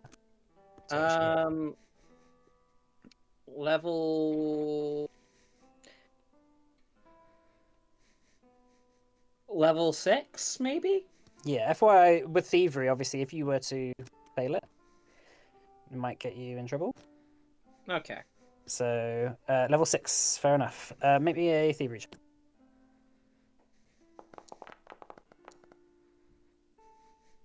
33. 33, that is a crit. Yeah. Success. What, are you trained or expert or master or legendary? I am expert. Okay, that'll be... I'm just trying to work out, actually, what is a crit success on here? Is it always the same? Oh, no, gain the amount of currency listed for the task level +1 and your proficiency rank. So you get 2 gold pieces and 5 silver pieces from that. Okay. What kind of thievery are you doing? I was thinking just some basic cut pursery. Just, Sure. grabbing the old coin purse here and there. So 2 gold, 5 silver, right? Yeah. All right. So Cascus and Hanera, you make your way over to the palace grounds, and showing your pins, you are allowed through the green hold. Again, your weapons and things are confiscated from you. Oh, actually, no, you're not going through the guild. You're going to the Tower of the Keel, aren't you? I mean, the entrance to the Tower of the Keel is the same. Like, you have to give up your stuff. Like, you can't just go there with weapons. But you're led through a large double door, which goes up a spiral staircase, which after a little bit of walking, you arrive at a quite well, it's like a small little ballroom with a number of tables laid out. You see in the distance a few people chatting, a bard playing in the corner, and there's also a large fireplace which is giving a sort of warm glow into the room. As you are walking up the stairs, you hear just behind you, someone's running up behind you, and you see it's the same person you saw earlier, Castian. Mm-hmm. Ah, Cascus and Memphis. Well, Good evening. Good to see you again. Good evening, Mr. Eldinar. Yes. Well, I hope that you have a good night. I will see you all soon, I hope. I give him a curt nod. As you enter, someone stood by the doorway with a large scroll in their hand, speaks to Castian and turns around. Kind of well-dressed elf in a sort of almost like bellboy's uniform. Like he's got like these kind of small little boots on that have like red tuffles on them. It's kind of almost wearing like a very flowing outfit, and is carrying a large book and a scroll. He announces, Lord Castian Eldinar. And a few people look up and sort of nod towards him, and he goes down the stairs. Are you going to approach the Yep. announcer guy? Yeah. Names, I looked to untitles. Memphis. Memphis. Memphis. Memphis Malfire. Not Malfire. Yeah, Malfire. That's it. I didn't say that. I just say my name. And you're going to say yours, Cascus. I do. I guess ambassador to the merchant prince. Sorry. He says, ambassadors to the merchant prince Axos Kutaban from the human territories, Cascus Povriv and Memphis Malfire. And a few of them look up and sort of look immediately down. They're just kind of ignoring. As you enter the room, Splash.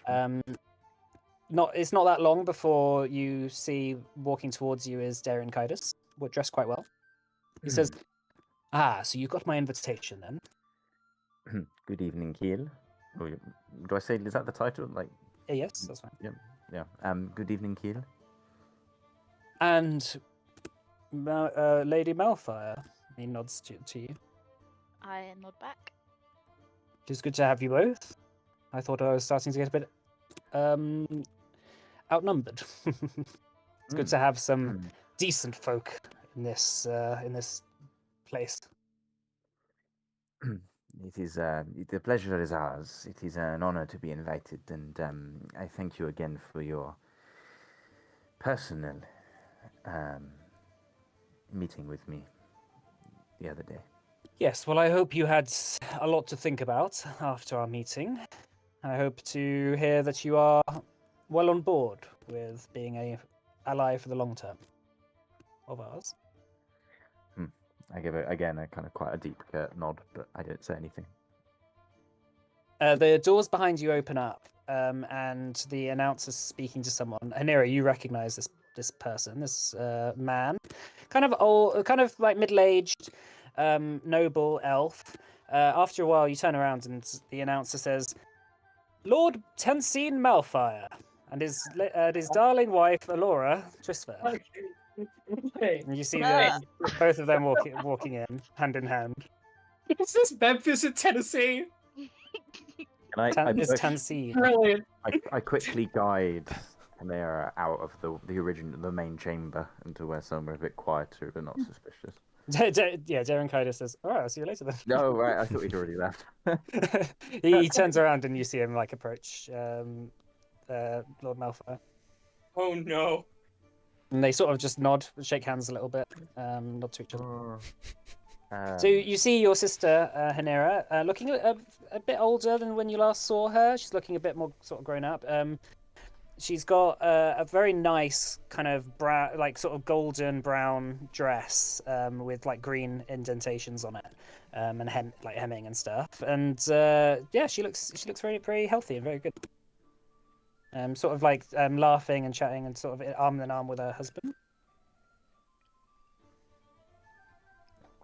As you sort of like thingied into the corner of the room, you bump up against someone who's sort of drinking a glass of wine, who looks a bit not really so happy to be here. He looks quite young, maybe, I mean, it could be 17, 18, it's hard to tell. But you recognize him immediately, Hanera, as well. This is Prince Holthisius. He's the leader of the Garenia, and you assumed that he was out in Rodrana, but for some reason he's here.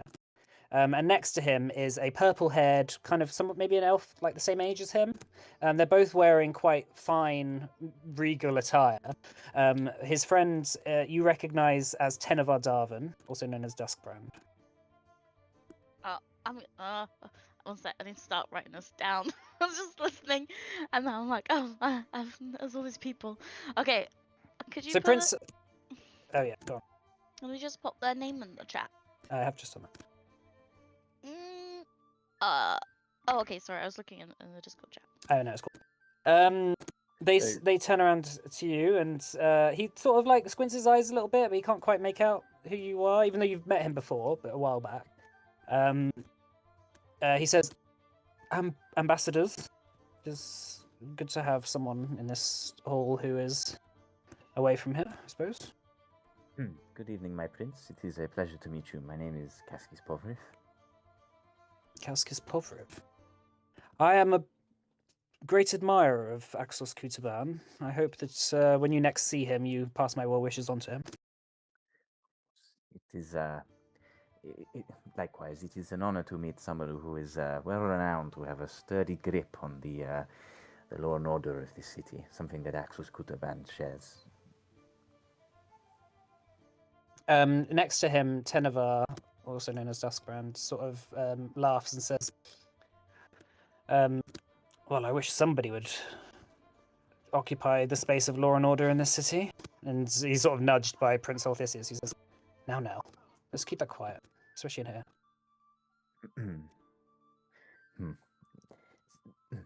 This is my first time to being to these functions.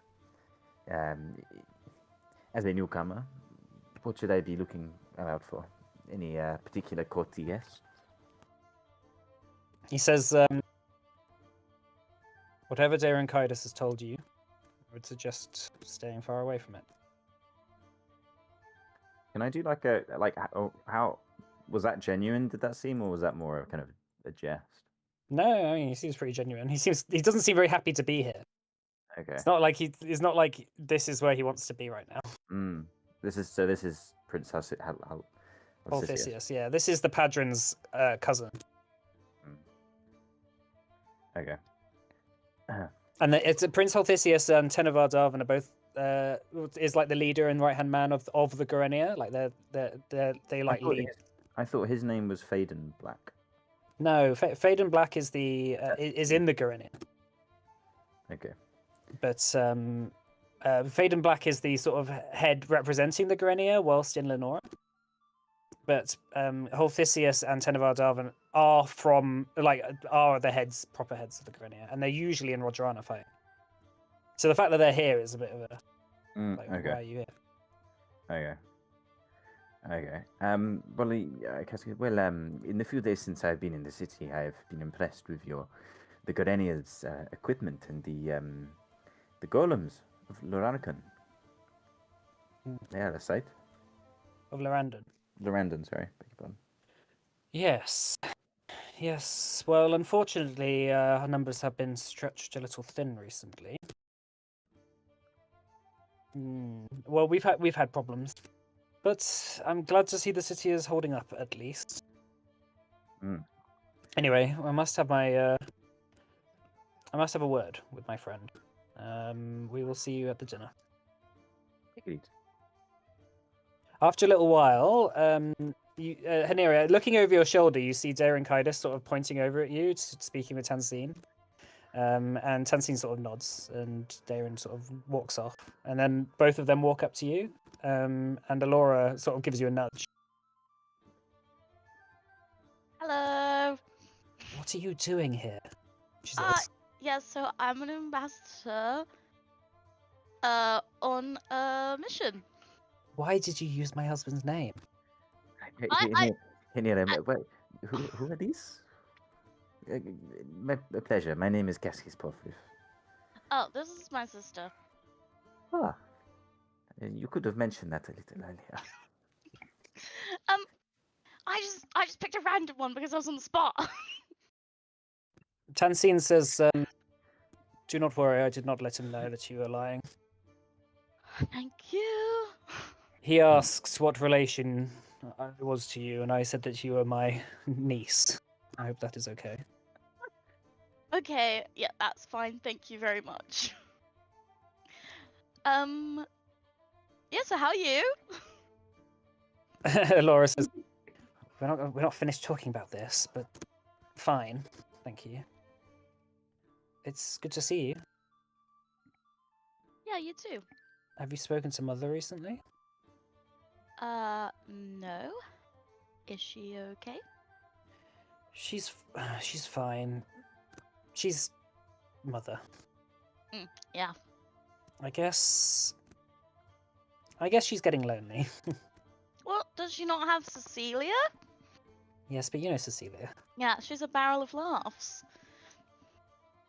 I think your mother is letting ruling the Trustfairs get to her a little bit. If you know what I mean. Mm. It's a lot, and there's a lot of pressure at the moment in politics, which is why we're here. Tansine says, "Yep, I've been sent on behalf of, well, as on behalf of your father, really. As there's not Interesting. really a male leader currently of the Trustfairs, I've been sent to do this business."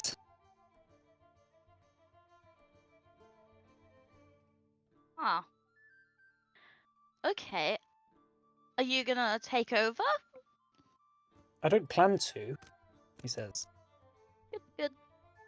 Yeah, But I'm sorry about using your name. I thought of it on the spot, and I just didn't want them to think that anything I did here was under the name of my mother, because I'm here as an ambassador. well, I thought as much. Still, I was surprised when I heard that you were in the city. Well, when I saw you. Nevertheless, it's no problem. I'll keep your secrets if you do. But we can't be known to be talking too much. You are my niece, after all. If they think any more, I don't know. If they think anything else, then anyway, right. So he goes off and says, "I'm going to speak to someone else, but Alora, I'll see her about." And she says, "Very well." She said, Did you find Simeon then?"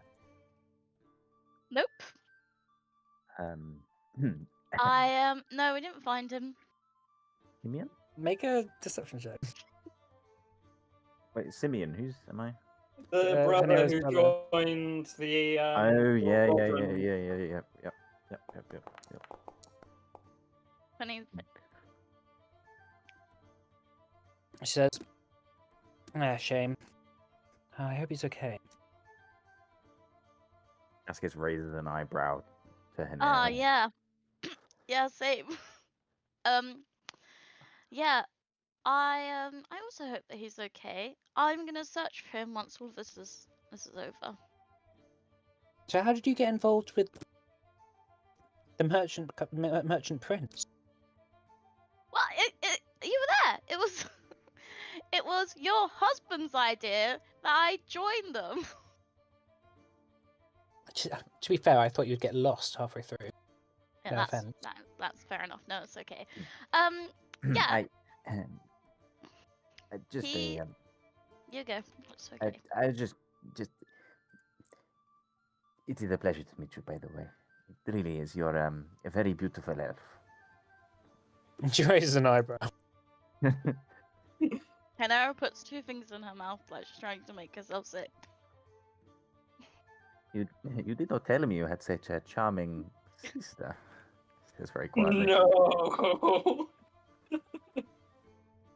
He's married. She says, "Your name is?" My name is Kaskis Povrif, and he does a very low bow. You may have heard of my merchant exploits all around Adana, Rodrana, and the rest of the world. She raises her eyebrow. "I don't think I have." Oh, you've not heard of the Purple Bank of Povrif, no? Should I? Tish. It is one of the most famous and prosperous of all merchant companies across the whole of Ad. Well, I'm impressed with your ability to make that work for yourself. I am a very, very proficient merchant. She looks a bit confused and eventually sort of just awkwardly walks off. "I'll see you later, Hinira." Okay, yeah, it'll be nice to catch up. I'm staying. Where are you staying? We are staying in Poets Row, the Eel. I will come and see you. How long are you here for? Just for the festival. We have messages from both the Trustfairs and Malfire's on various events to hand to the keel. Oh, cool. Anyway, we'll see you about, yeah? Mhm. So she walks off and joins Tansy. After a little while, you're guided to various seats, laid out in various Do we- seating arrangements. Oh, you Just go. quickly, is there anyone else I recognise from the kind of cast list? I know I haven't met a lot of them, but I mean the people I have met, Lord Kalian, Seralith. There's Castian. Yeah, Castian. They're separate. So Lord. Oh, Lord yeah, Cal- yeah. Seralith was the fellow who was in. Oh, yeah. Yeah. Actually, Lord Seralith is there. So he's House Ignis. He doesn't. He doesn't really interact with you that much. That's fine. And is there any representation from House Rexus? No. No. And also, just before you all sit down, there is the final person who enters the room, and the announcer says, "And His High Lord from House Ignis, Duranda Ignis." And you see a very well dressed, fiery-haired, long-haired elf in black, kind of elven clothing, noble attire. Walking down the steps with a smug grin on his face. He's embraced by Darren Kydus, and the two of them chat for a little bit. And then he sort of goes and sits down. You're guided to your seating arrangements. Let me just change music. So you're guided to your seating arrangements, and you're sat next to, on either side of you. There's not that many people in this meeting. You actually found yourself with some very, very high-ranking dinner guests. So Memphis, I'll use your chosen name. You're next to Tansine and Alora. So you're sort of so Alora is between you and Tansine, and then on your right is Prince Helphicius. And then between you, Cascus, is Castian and Duskbrand. We don't sat next to each other. No. Oh, no. And Lord Seralith is Sorry, I sat. beg your pardon. Sorry, so Castian's on one side, and the other guy is Tenevar Darvin, Duskbrand. Yeah. And then you've got Seralith, and then you've got Darren Kydus. Okay. So Darren stands and raises his glass and says, well, all of you, I'm glad we could gather tonight. In these trying times, it is essential for the leaders of our time to come together. But politics need not rush us. Let us share a meal and learn to put our rivalries behind us, shall we? And a couple of them nod. And Prince Helphicius kind of raises his wine and sips it and says, "Indeed, Minister Kydus, a strong leadership is what this country needs." And he sort of stares daggers at him. Darren Kydus lifts his glass back to him in a toast after Helphicius' initial comment. He says, "To unity and clarity in a time of shadows and deceit." He's just staring back at him. You see Duskbrand's sort of next to near you, whisper, and every family has its loyal subjects, but loyalty can sometimes blind one to the truth. And then you hear Duranda on the other side of the table, like looking over it, and overhearing that, and says, "Or perhaps it allows one to see the truth more clearly, my prince, my lord. It's a matter of perspective." And a bit of bickering goes back and forth. And to your right, Castian sort of nudges you and says, "I wouldn't be concerned, Ambassador. Many of these sorts of dinners go like this." It is no worry. I have been to many dinners in the past. Human ones, just as raucous. Darren, getting kind of tired of the back and forth bickering between Duranda, Duskbrand, and Prince Helphicius, says, "Do you have anything you wish to suggest, Lord Darvin?" And Duskbrand says, "You always have the option to resign." And Helphicius sort of nudges him and says, "What did we say?" And Duranda Ignis says, "Some of us are here to find solutions, Duskbrand, not point fingers. We must remember who the real enemy is. And then Prince Holt sort of turns and looks at him and says, "And who might that be, Lord Ignis? House Rexus would point the finger your way." And Durandar Ignis stands up and says, "Ah, they would sell their children for loyalty." And sort of like kicks over like something and just storms off. Wow. Darren Kaidos stands and raises a hand and says, Now, I can see tensions are high. I understand your concerns about the conflict, but we have guests. The ambassadors are not going to report very highly of our cohesion if you're going to bicker like this." Is the eyes looking? Is he looking to us? Yeah. Okay. Not at all. This is nothing but jovial pleasantries before a well-deserved meal. It is nothing like we wouldn't see already in the human lands. Well said, You can tell Ambassador. you can tell he's a little bit nervous. Yeah. No, he says, well said, Ambassador. I'll raise a toast to that. And a few of them sort of nod and are a bit more quiet. After a while, Durandar Ignis returns. Sits himself down at the table and keeps his mouth shut and just eats it. You notice that it's like a sort of there is some hunted game here. So like there's like a deer which is roasted and sort of brought out and is carved by various servants. But a lot of the kind of sides are obviously made out of kind of hexweed food. There's like a thick kind of gravy which has a bit of a weird, almost like curry kind of taste to it. But it's a nice meal all the same. At some point as you're eating, Castian whispers closer to you and says, oh, hang on, where am I? He says, you needn't worry about Darren Kaidos, of course. You're safe. I'll be sure of it. Well, I'm sure you've heard the tales of Darren Kaidos, what he does with those ambassadors he does not like. You can never He be too laughs. certain. Yeah, he laughs and pats you on the arm. And goes back to interacting with the party. Next to you, Hanera. Alora sort of turns to you and she says, "Is it me or is it really awkward in here?" Yeah, I'm feeling a bit awkward. Should we get some air? Is that rude? She looks over to Tansine and says, "We're gonna go get some air." And he nods and he's like, "Yeah, please go." Cascas glares at Anira, like leaving him on his own. The two of you make your way out to like a nearby balcony, which looks over the city. Mm-hmm.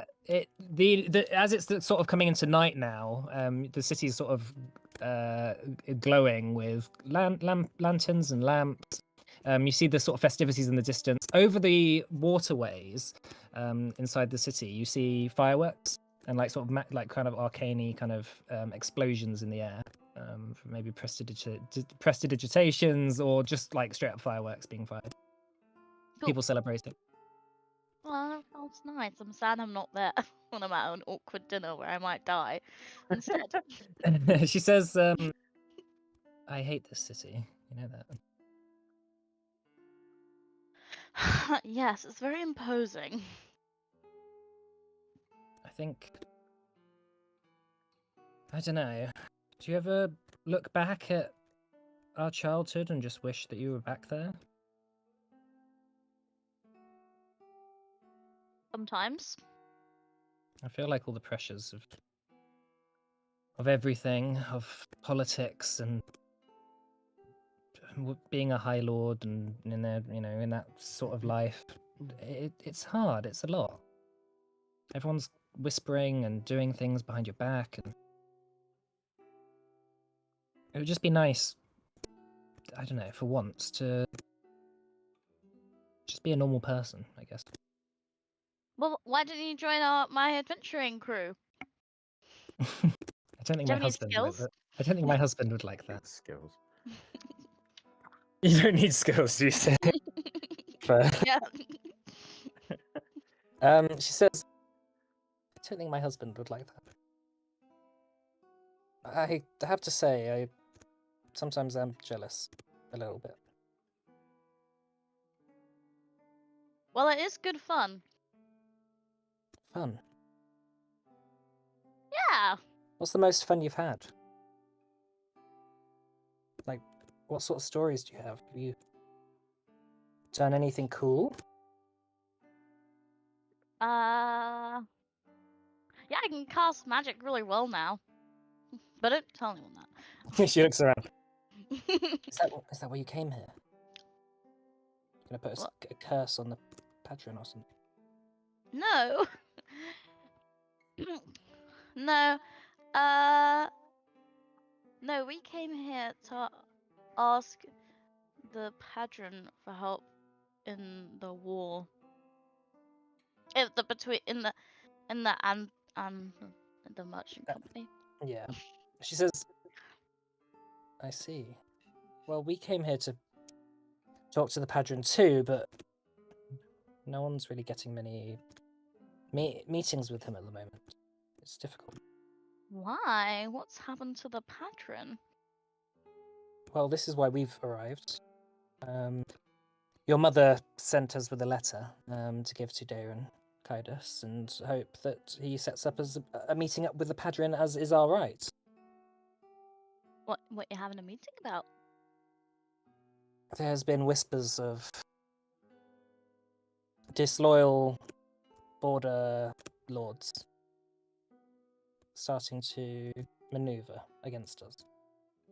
From House Kaidos?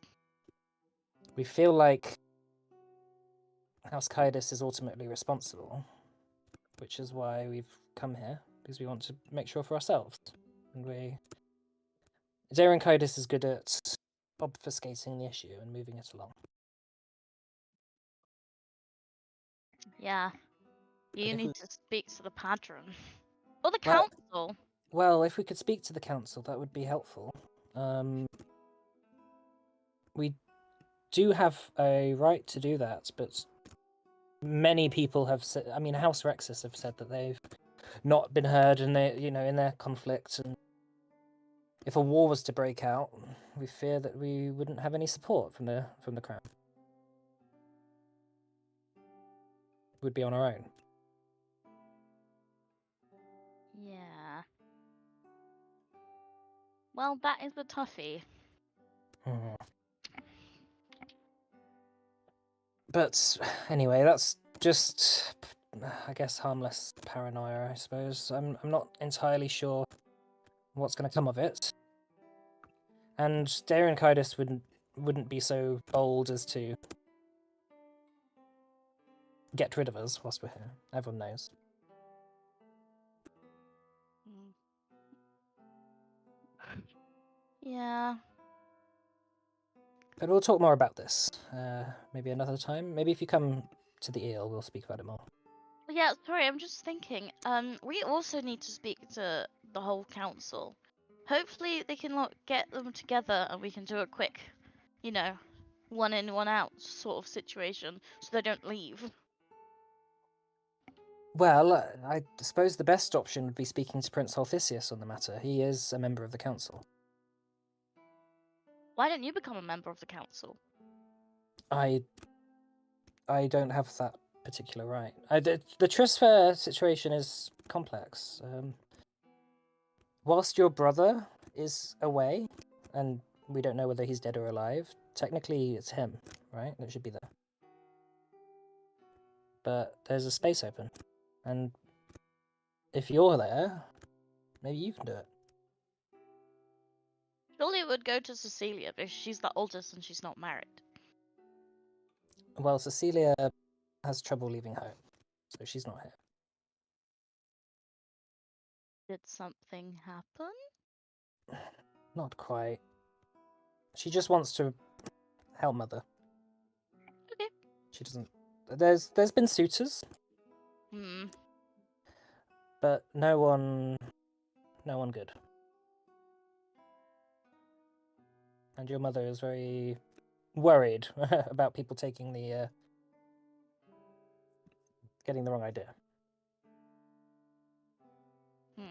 She's also not so happy about House Trisfair lands potentially going to another house as well if she wants to get married. Yeah. But it's your sister's choice in the end, and she's not found anyone. So. But alas. Come on, I think we should go back inside. I think we've had enough enough air. Okay. All right, so you head back in. Cascus, over the last sort of 5-10 minutes since what's his name? Castian nudged you and sort of patted your arm. Your shoulder's been hurting. Like it feels like it's burning. Okay, it doesn't feel like he's having a heart attack or something. No. You kind of feel like the dinner, the arguing, and the sort of bickering around you is sort of fading into a dull, kind of dissociated murmur as you feel your shoulder burn sort of more and more. Like everything is getting a bit wavy. Can I can I quickly hand while I'm talking to Tenevar, pass him the letter from the Savas? Sure, yeah, you palm that off to him and just tell it, like, say, And, read that yeah, when you it's can. from a soldier. Blah blah blah blah blah. Yeah, yeah. Yeah. Sorry.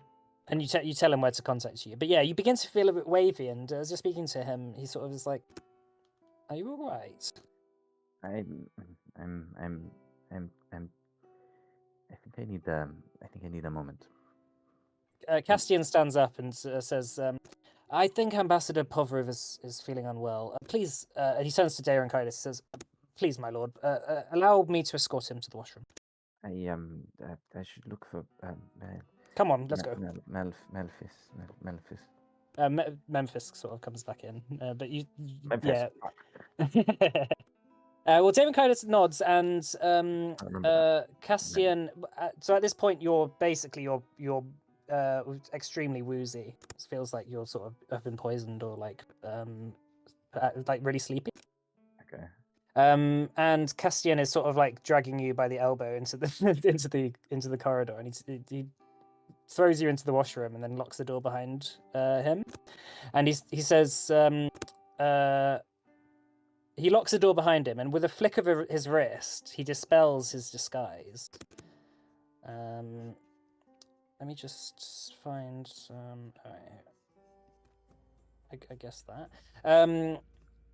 He dispels the disguise, revealing a red-skinned winged devil standing before you.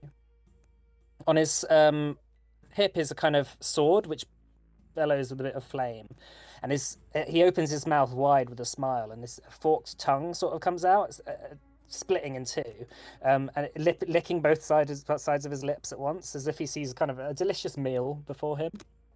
Can you make a will save for me? Yeah, sure. I don't think Cascus has ever met a devil or like a creature like that before. No, it's 21. Yeah, it's a fail. So you're paralyzed. He says, "Don't act so scared. You must have known deep down this was coming," he says, hissing with glee. He takes his flaming sword and sort of points it at your chest, which feels like it's about to burst from the pain. You're not quite able to speak. Like, you can make a bit of a sound.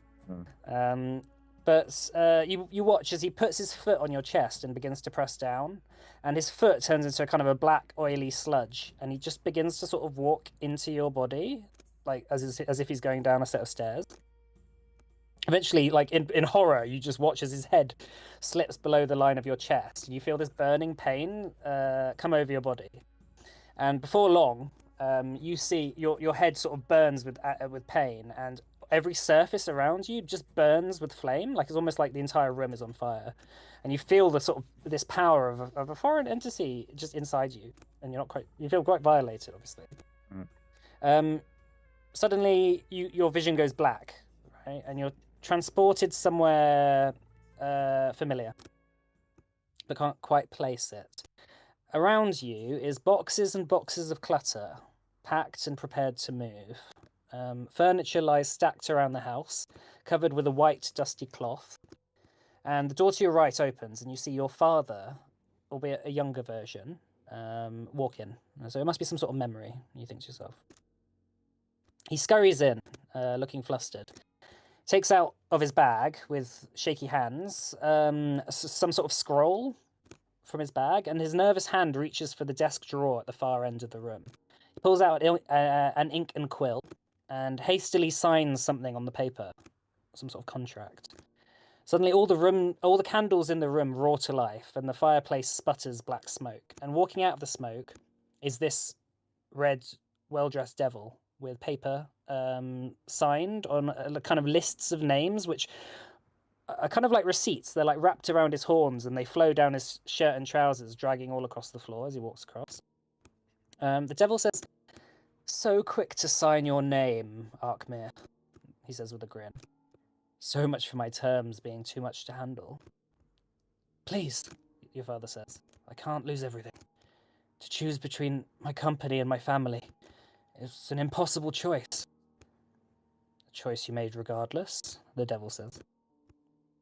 "The bailiffs will be here soon," your father says. "Once I lose this house, we'll be done for. I'll never be able to start another business again." The devil sneers and clicks his finger. "It's done. You'll have exactly what I promised and more." Your father sort of drops to the floor, sighing, with a sigh of relief. "Thank the gods. And what of my son? What do you intend with him?" "Which one?" the devil replies with a grin. Your father looks up shocked. "What do you mean? Arax is my only son." "Your wife would disagree," the devil says with a snide smile. "No, there will be another. You will know soon. She will know soon." Your father drops to the floor crying. You can't do this. Not like this." The devil walks over to him and crouches next to him. He wraps an arm around your father and says, "I never had an intent to take what is yours," he says. "I intend to give you one that will take everything from you." The vision fades, and you're curled up on the washroom floor. The visual flames retreat somewhat, and you see Castian back in his elf form, fixing his outfit in the mirror, kind of like tugging at sort of a necktie, just putting it in the right place, and fluffing his jacket up. And then he begins plucking at his eyebrows with a small set of tweezers. He releases the paralysis on you, and he says, now you know the truth of your father," he says. "I'll give you a choice.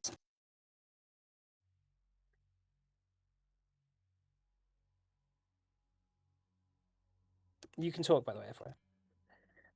I mean, I feel like, am I still quite groggy?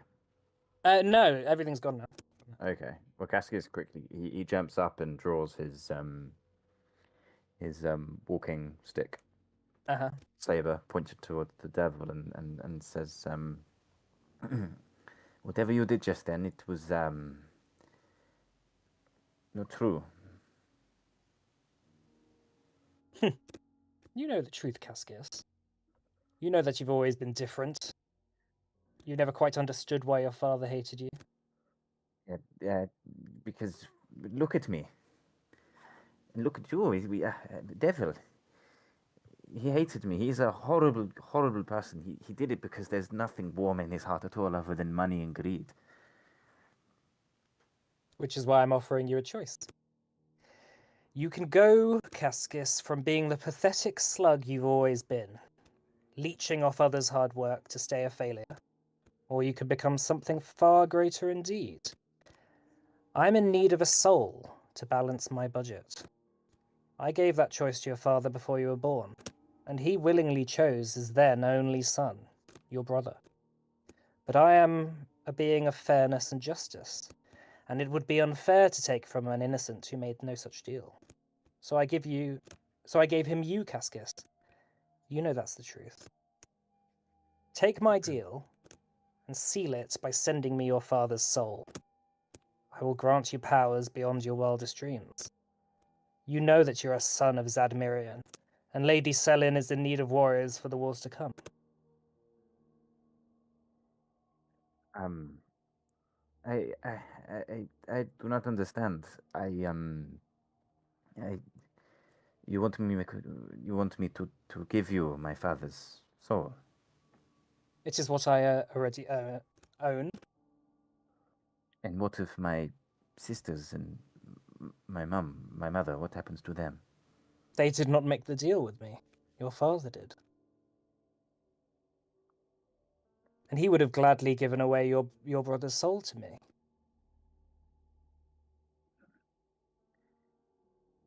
So I offer you this, Cascus, and I will make it brief, and I will not give you another chance. If you wish to be granted power beyond your wildest dreams, I will require your father's soul, however that is sent to me. If you wish to forgive your father, I will now leave and consider the debt paid. However, and remember this, if you take my deal and do not send me your father's soul by the time of your death, it will be your soul I claimed, as it was originally the deal. Well, I did meet father very recently, and he said he was going to be not too far away. And you promised that I will be able to protect the people I care about and be able to be greater than he ever was. You will never have to worry again on that front. I do not ask for your soul, but I will offer you the power to do whatever it is that you need to do. And if in the future you wish to help Lady Selin and the people of Zadmirian, we will have further uses for you. I do not care for this at the moment. What do I need to do?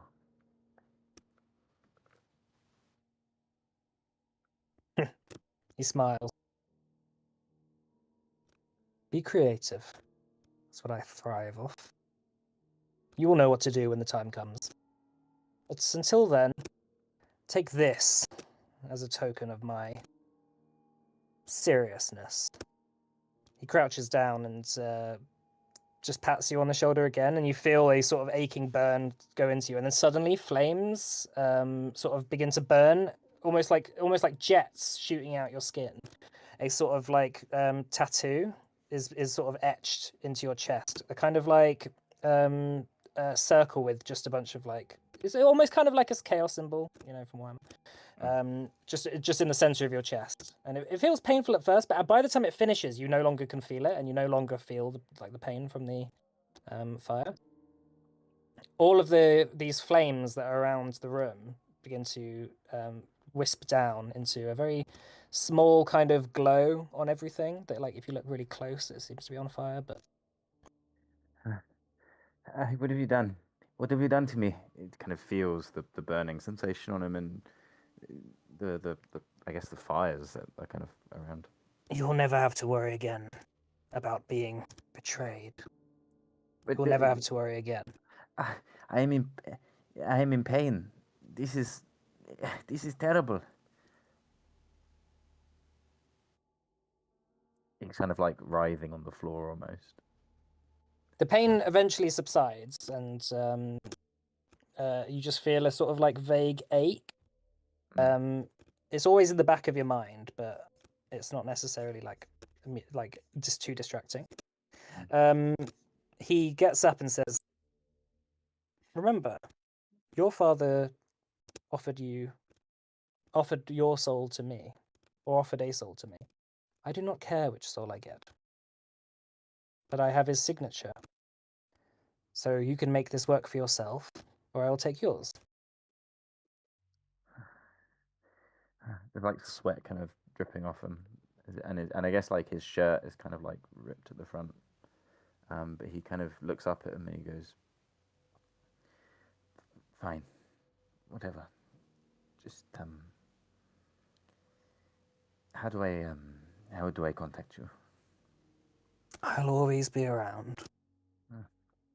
Great. He clicks his fingers, and your clothes are just like immediately fixed and sort of back to how they were, and you sort of almost feel like you've been washed and just like cleaned up.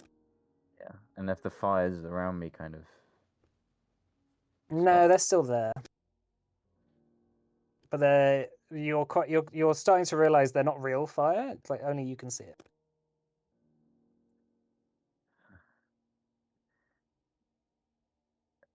Okay. It's time to use what you were born for, Cascus. And how about we walk back into the dinner, and we'll both go our separate ways afterwards. He feels up and I guess he feels his horns again. Yeah, you feel that your horns have grown slightly. I I do not feel like I can change. You can. Well, you can still disguise yourself if need be. Okay. I guess it like feels like there's a lot of resistance to him changing his form back. Yeah. Well, More it to feels the- like there's this arcane power, like burning arcane power, kind of pulsing through you that you've never quite felt before. And it's a lot of like you have to really focus to sort of keep your head like keep your disguise up. You know, it's something that like if you were to get too stressed, you might drop it. Okay. I mean, he's still like he kind of staggers up, trying to like really hold it in together. Is the devil gone? He walks out of the room back in his elven disguise and sort of walks back into the dining room, and he sort of beckons you to join.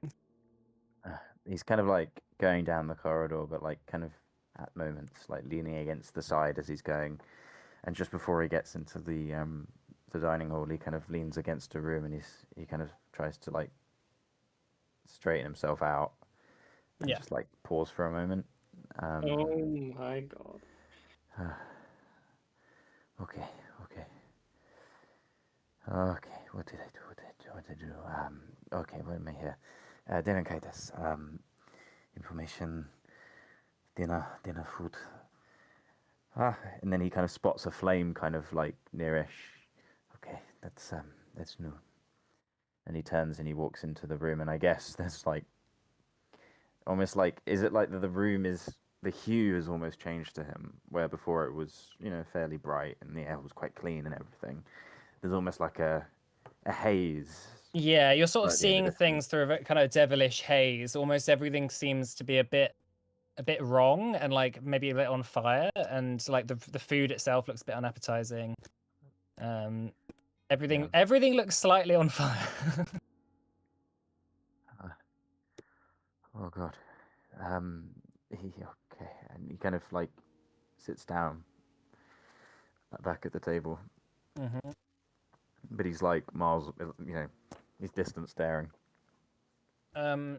As you re-enter the room, like people are sort of getting up to start leaving, and David Coda says, "Thank you all," and he sort of notices you re-enter and says, "Thank you to Ambassador for your presence here. I hope that this can be one of many meetings for us in the future to continue to air our grievances." He looks at Prince Horthysius and Duskbrand, and we can come to some sort of conclusion as to how best to deal with these unfortunate situations that our state has presented itself with. Of course, hi, Lord.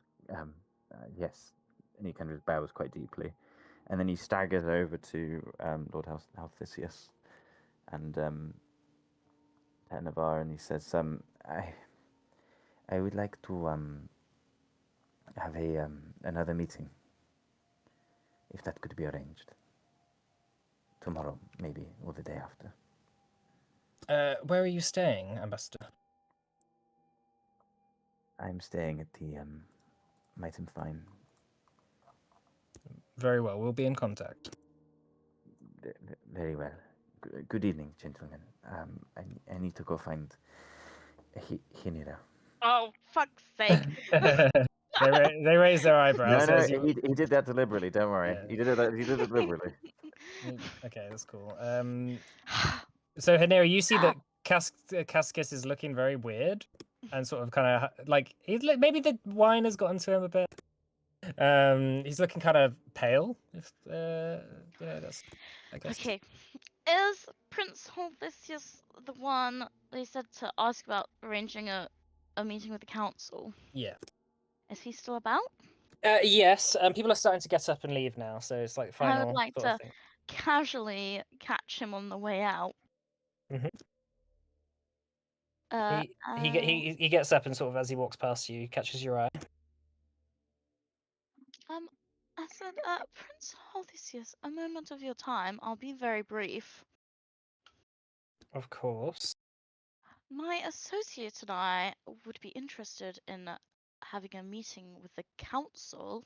Do you think it would be possible that this could be arranged? I assume it's pertaining to the letter that your associates handed my friend. Yeah? Not only that, but he kind of puts his hand up to his nose, just kind of pinches it and closes his eyes slightly for a moment. You may find that we are a lot more aligned in positions than one might originally conceive of. If that is true, then of course I will make a council session for 2 days' time. I will send the invite to your place of residence. Okay, thank you very much. They both leave, and eventually you are guided out as well. Daring Kaidos comes over to you just before you leave and says, "So, ambassadors, what did you think of our meeting today?" Yeah, it was lovely. I really enjoyed the food, thanks. Good, good. Well, we have much more to talk about, but I will let you have some rest. Enjoy the rest of the festivities tonight, and then we can book in some sort of meeting for, let's say, next week, someone. Wonderful, thank you. Very well. Get home safe now. And he turns around and leaves. Can I have something happen? What's that? So like on the way out,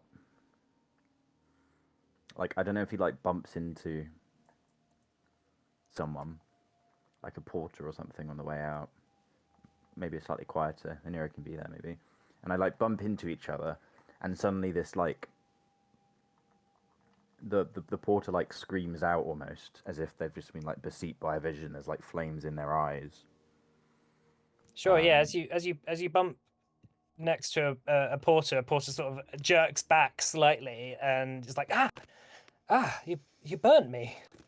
I'm so He's down at his hands, and his hand is like completely like blistered. And can I do an ability, because I think I was planning on having this one, but Oh, like, sure. so me and the target both take 9d6 mental damage. Okay. Or basic will save. Oh my god. All right, roll that damage because he might be dead.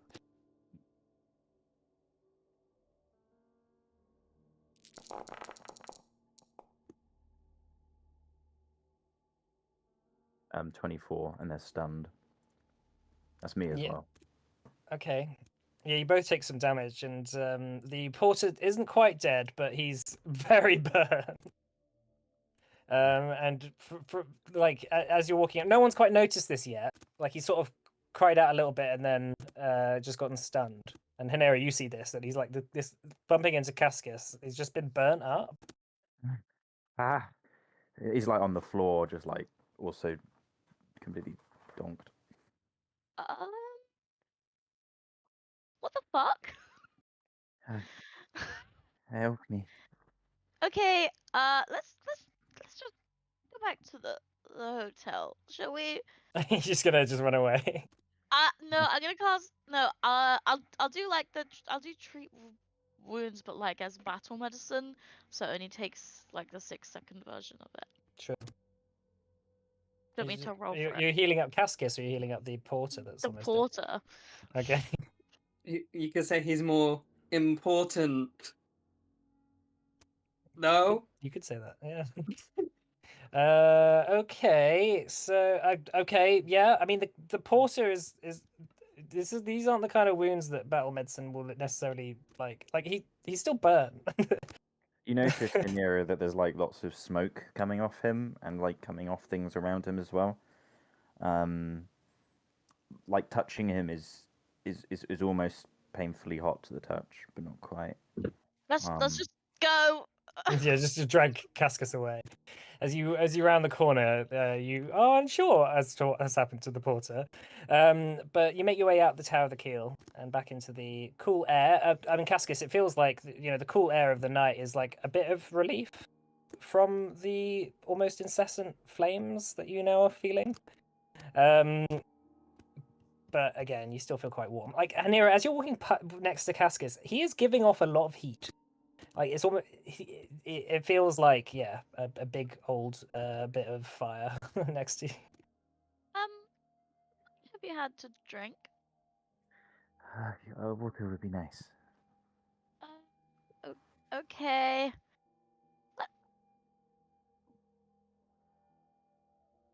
You know, I was really hoping to catch the end of that play.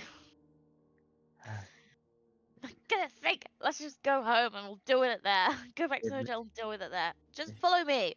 I will try. Stay close, please. There's fire, smoke everywhere. Are you injured? Do you want me to heal you? I do not know. Just please take me to bed. Okay. You stumble back into the Mighty Seraphina sort of waves at you, and then I guess you just walk straight past her without interacting. I give her a little wave. She's like, I okay, try so and pretend like he's drunk. yeah. You do- This is the festival. there are like small little flames like popping up, but they're not like, I guess, not necessarily dangerous. You know, Yeah, not super obvious. they're not super obvious, but you might spot a couple. Mhm. Just like or like candles light up further or whatever, things like that. Cool. Yeah. So you return back into your room, and I think the first thing you do, what do you just jump in the spring that's in the room? Yeah, I guess Cassie just throws himself in it. Yeah. Yeah, it's The like steam you come start hissing, and just like bits of like evaporated water, just sort of. As you are burning up, like a lot. Like, this is hot water, and it's just boiling, almost bubbling around you. Are you gonna tell me what's happening? Do I remember the interaction with the devil? Yeah, fully? yeah. I made a mistake. Right. Is it going to involve me? I do not know. Probably. Okay. I think I may have made a deal with the devil. Ooh. Okay. Which devil?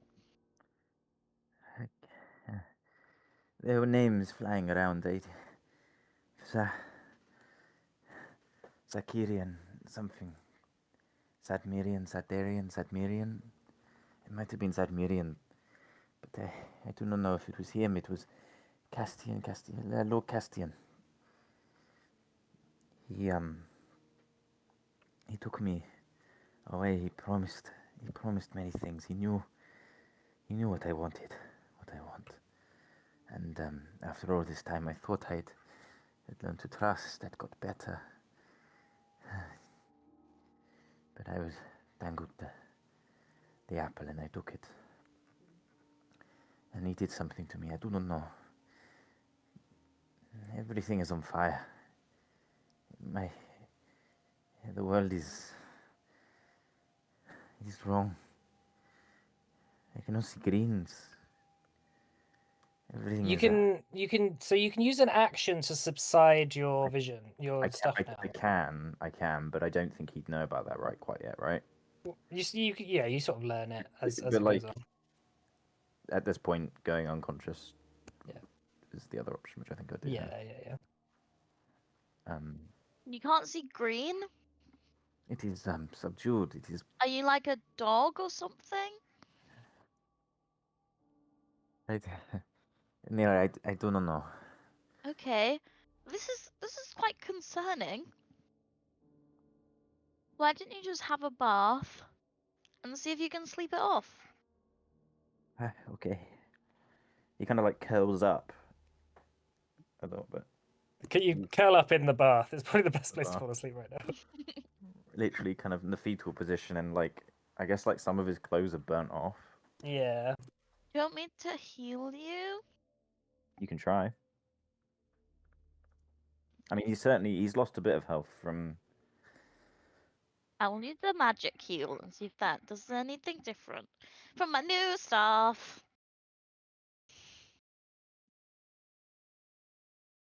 Mm-mm-mm.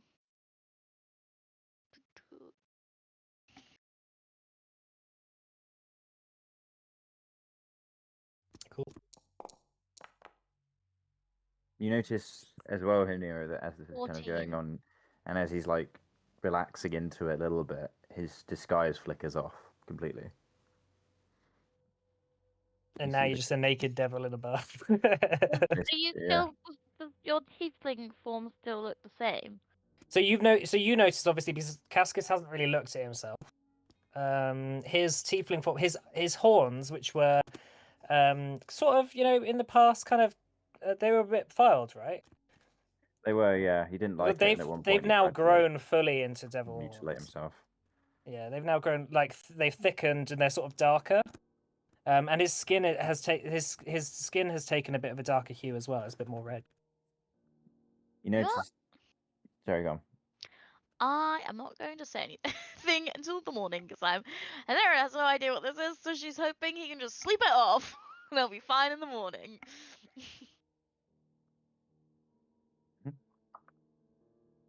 All right, so that's it for the day then, I guess. Is there any last bits that Cyan and Calcifer you want to do before we finish?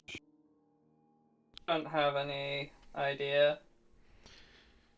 Just finish the rune. Oh yeah, cool. All right, so I'll move us to the next day then. So we're on the first day of summer now. All right. Right. So cool. Thanks for playing, everyone. We'll finish up there. Cool. And then we'll come back next week, and then maybe the gauntlet. Thanks for running. Yeah. Cool. Yeah. Thanks for playing. I will see you all next time, and thanks for watching. Those who have watched and those who will watch. Thanks for watching our little dinner party nuggets. You fucker. You fucker. There must Right. always be a nugget. See ya. Right, see you all later. Bye. It's